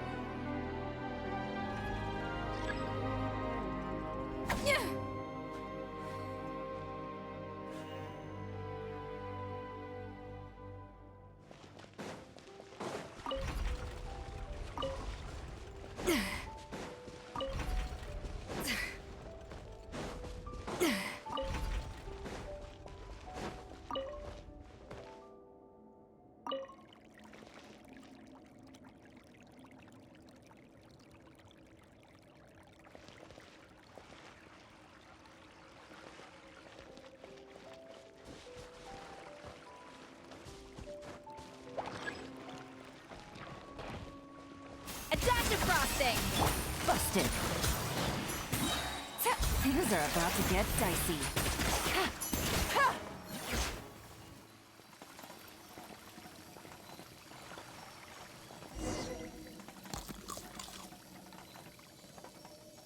I never knew you could process Lumitwol like that. Alright, I've got to jot this down. Lumitwols and maritime flowers. This could open the door to a whole new world. Yep, that's literally the plan. Wait, hold on. Which door are you talking about?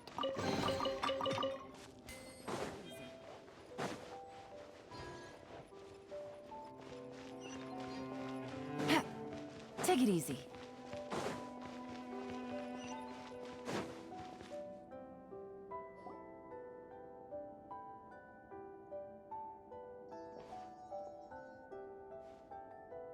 That's strange. These don't look Grimoirian to me. More like last century Adventurers from last century Fontaine, huh? Oh, Modeste and Savelli, do you think they camped here? By the looks of it, this was a one-person camp. They adventured together, but maybe one of them came back alone at a later date.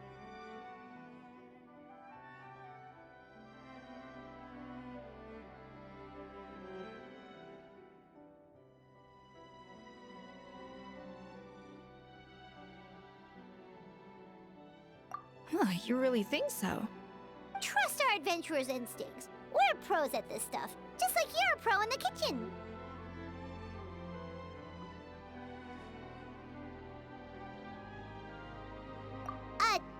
Okay, well, the Traveler has more adventuring experience overall, but Paimon's definitely a pro rummager from all those treasure chests.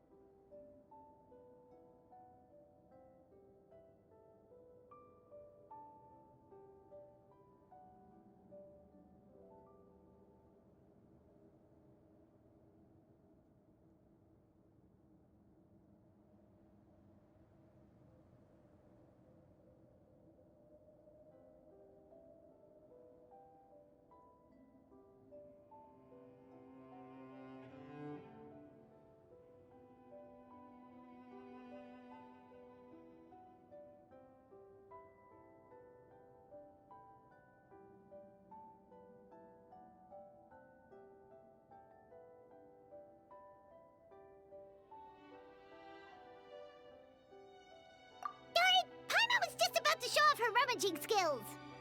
Huh, no kidding. Are all adventurers so obsessed with journaling? I mean, I guess I take a lot of notes when I'm cooking as well, but I thought that was just me. Anyway, let's find out who was here. It's been years since I've last visited these ruins. It's exactly the way I remember it. This place probably hasn't changed in millennia.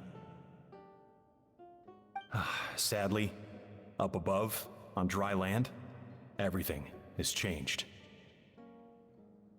The treasure of Remoria. That's what we used to call it. Modeste was right about its potential. It turned Gâteau de Bourg into a national sensation. Our limited stock of the substance meant that the gâteau could only be produced on a small scale, but this only drove up the popularity all the more. Modeste was right about that too. He predicted all of it. He was praised as a genius, while I, as the one person who'd ever disagreed with him, was labeled a talentless fool. Modeste tried his best to console me, but I knew better than anyone just how great the gulf was between us. Our conversations grew scarce, and we saw less and less of each other. I didn't fight it. He had new friends and a career of his own. Why invite further disdain by inserting myself where I did not belong? I told myself that maybe one day, when I finally created a masterpiece of my own, I'd be able to face him without shame. Or maybe one day, when I've put these feelings of self-loathing behind me, I'd be able to ask him with a smile on my face, how about we go on one more adventure, for old time's sake? Unfortunately, that day will never come. So it was Savelli. From the sounds of it, he came back after Modeste had already died. I always thought it was just a legend. But if it's true, then this must be the place where they found their secret ingredient, the birthplace of Gâteau de Bourg. In that case, what does that say about the death of Modeste? If it's all true, maybe Savelli really did have something to do with it.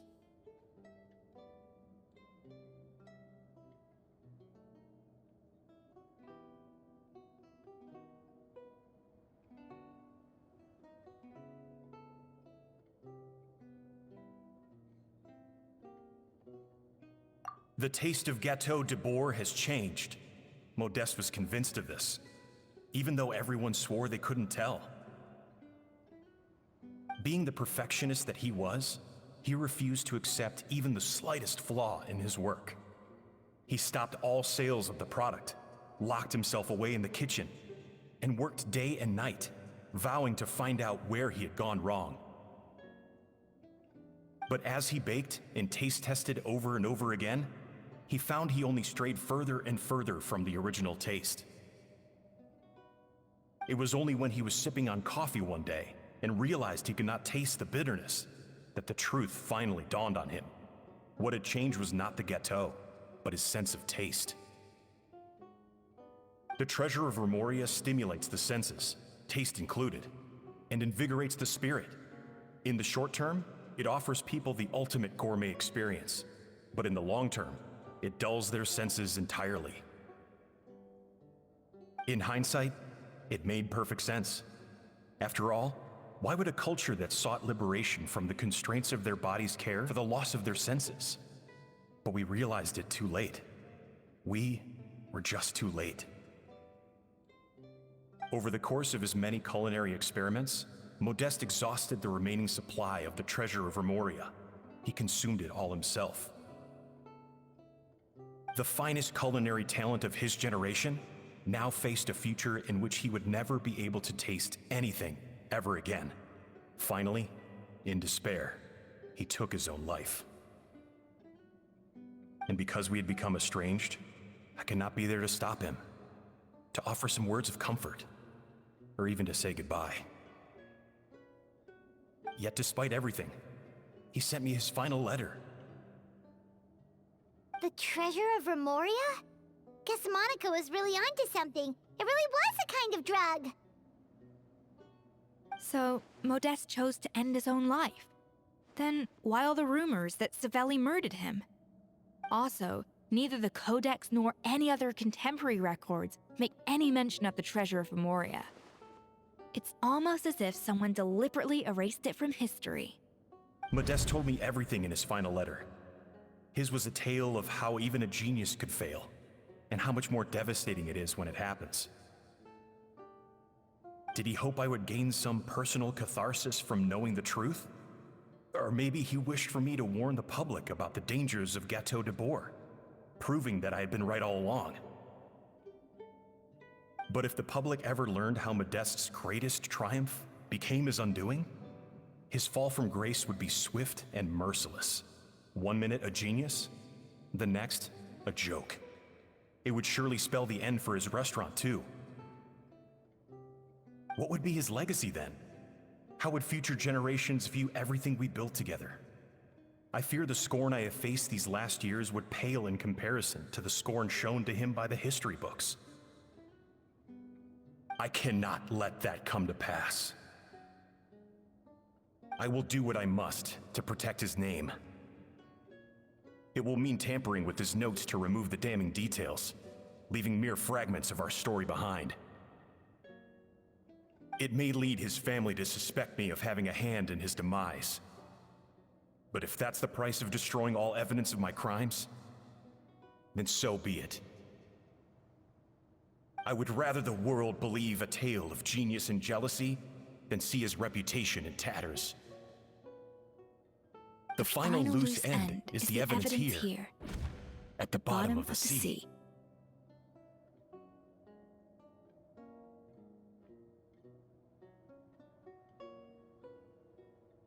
Huh? What's wrong? Didn't we say Savannah should be safe for now? So we thought, but if Monica finds out what happened to the treasure, there's no telling what she might do.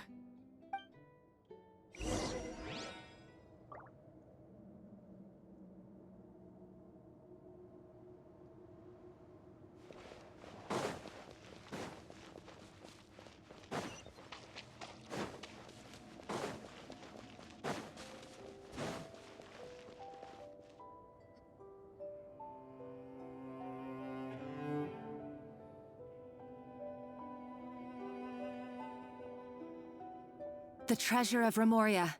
I have found you at last. Savelli, you tried your best to bury the truth, but you underestimated the children of Modeste. Some fragments of his diary escaped your clutches, and we have held on to them for generations. But I have to thank you too, Savannah. Without your help retrieving the codex, and with it the last piece of the puzzle, I may never have found this place. But now, finally, the secret to Remoria's military might is within my grasp. The treasure of Remoria is mine! Oh. It's empty. It's empty? Monica? Oh, we were seconds too late.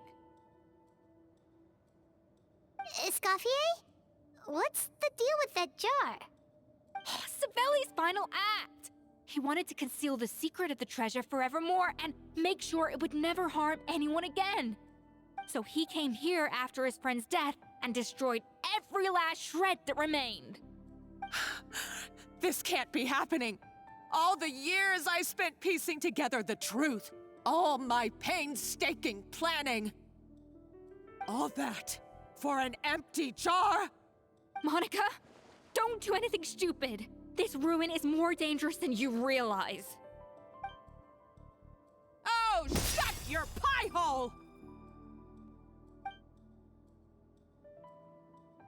Praise be to Lord, you barbarian.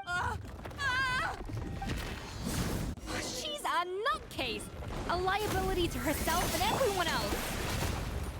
Well, now it's up to us to clean up the mess she's made. Take these golems out!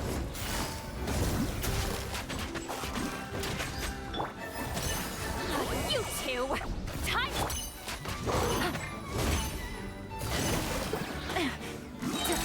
Game's up. Fun's over.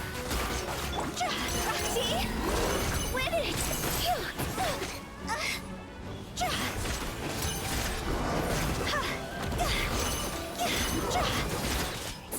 Cross over!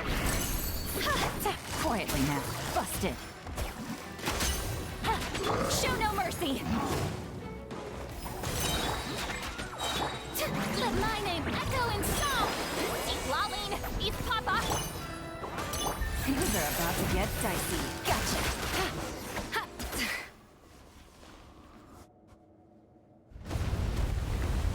Ah!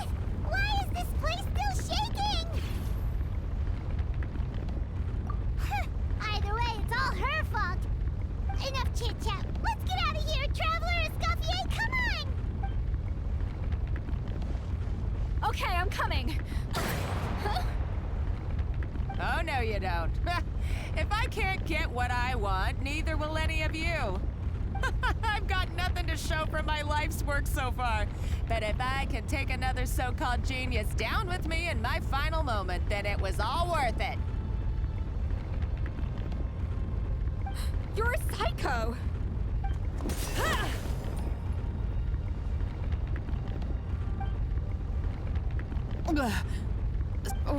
When did you... I may be a lousy chef, but it looks like I'm not a complete waste of space.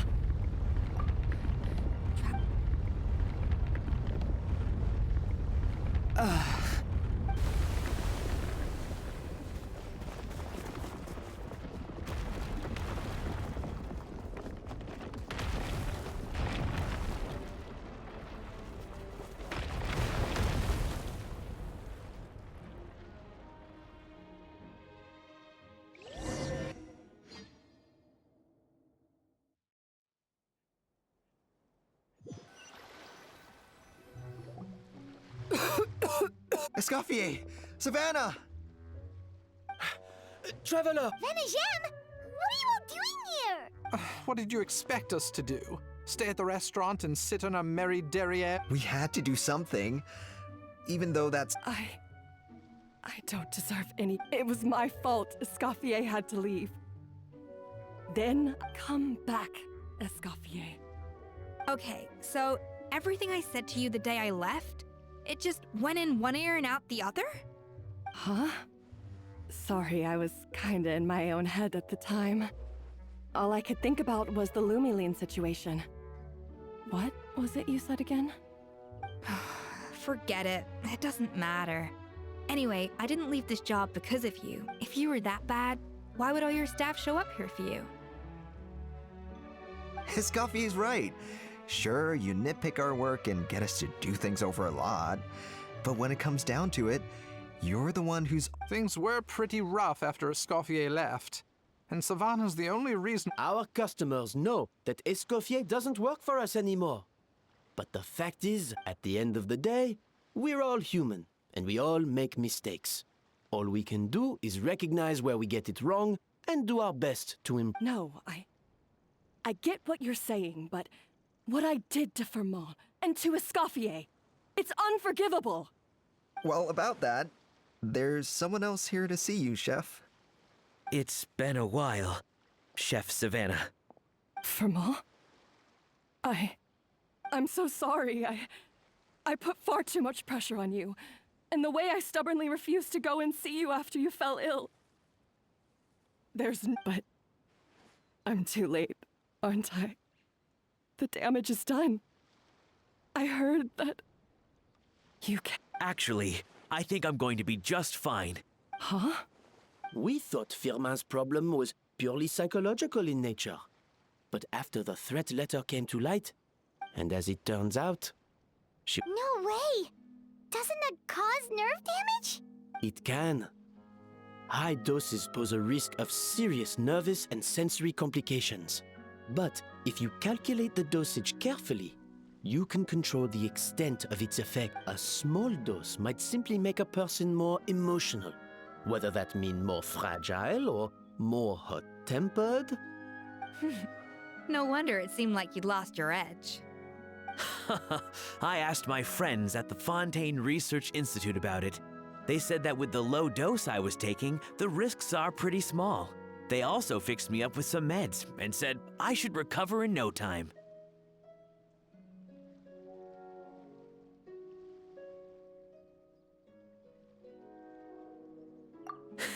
Well, that's what happens when you give someone a little bit of hope to cling on to.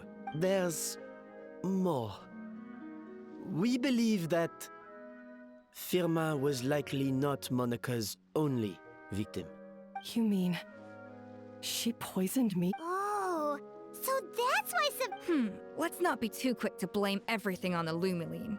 That stuff can only amplify what's already there. So tasty food will seem like the most delicious thing in the world, while food you don't particularly care for will become utterly revolting. So you better make sure you reflect on your behavior and apologize to every single person you've wronged. I will. I'm sorry. There's still one question that's really bugging me. Why is it that no matter what I do, my Gâteau de Bourg never tastes the same as yours? Is it just... It's because the heating element in your oven is broke. What? I felt like something was off during the cooking contest. Once I got around to checking all the equipment, I noticed it right away. There was a half-degree discrepancy between the temperature setting and the actual temperature. All the ovens in the whole kitchen had the same problem, which confused me at the time, but by this point, it's pretty obvious that Monica must have tampered with them. I would have figured it out the day of the bake-off. No, I spent so... It all comes back.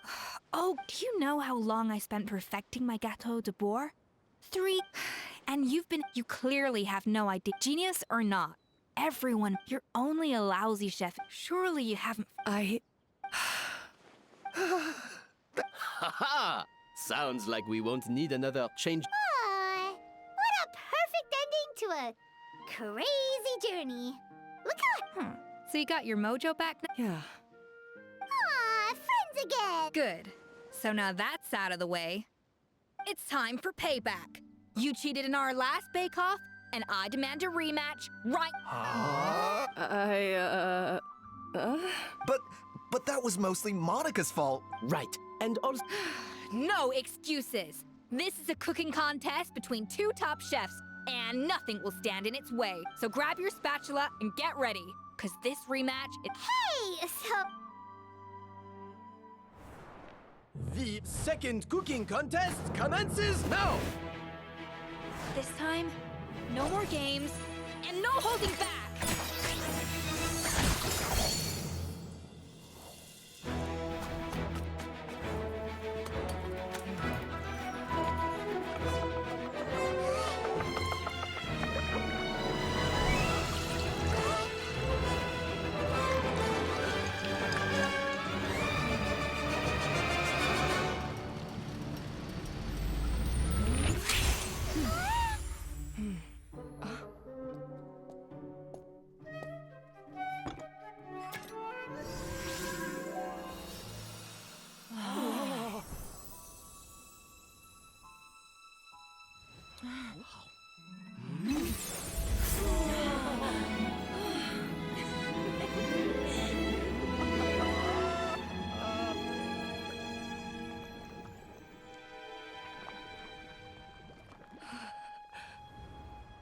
I feel like I don't have the right to be here.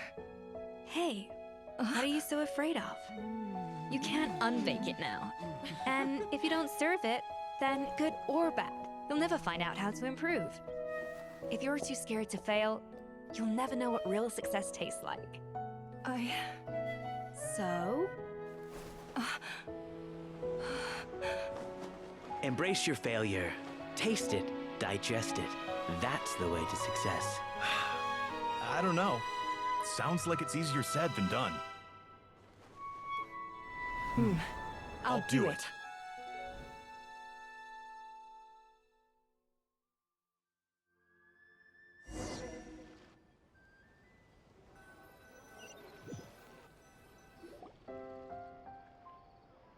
The results are in! A landslide victory for Escoffier! Quite rightly, too. Piece of cake.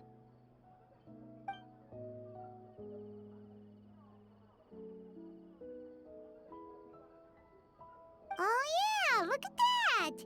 Savannah looks pretty chipper too, considering she lost.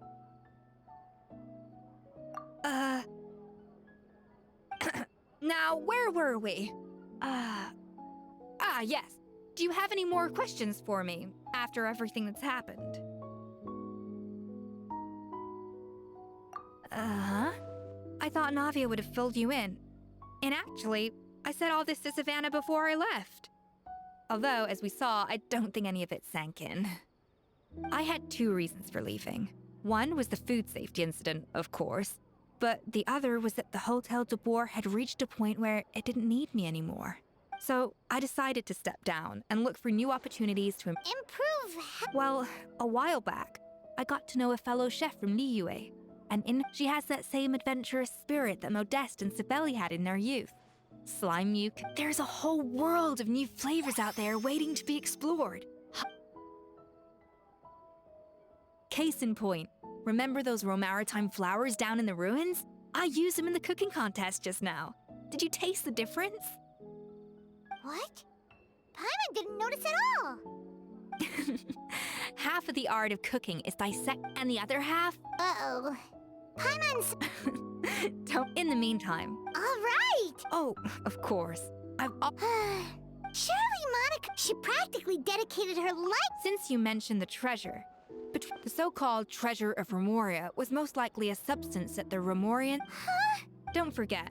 And as for the loot, even if Sibeli... So after all that, feels strange to say about Paimon. Hey! Huh? You just got back. Did you see any experts? Wait! If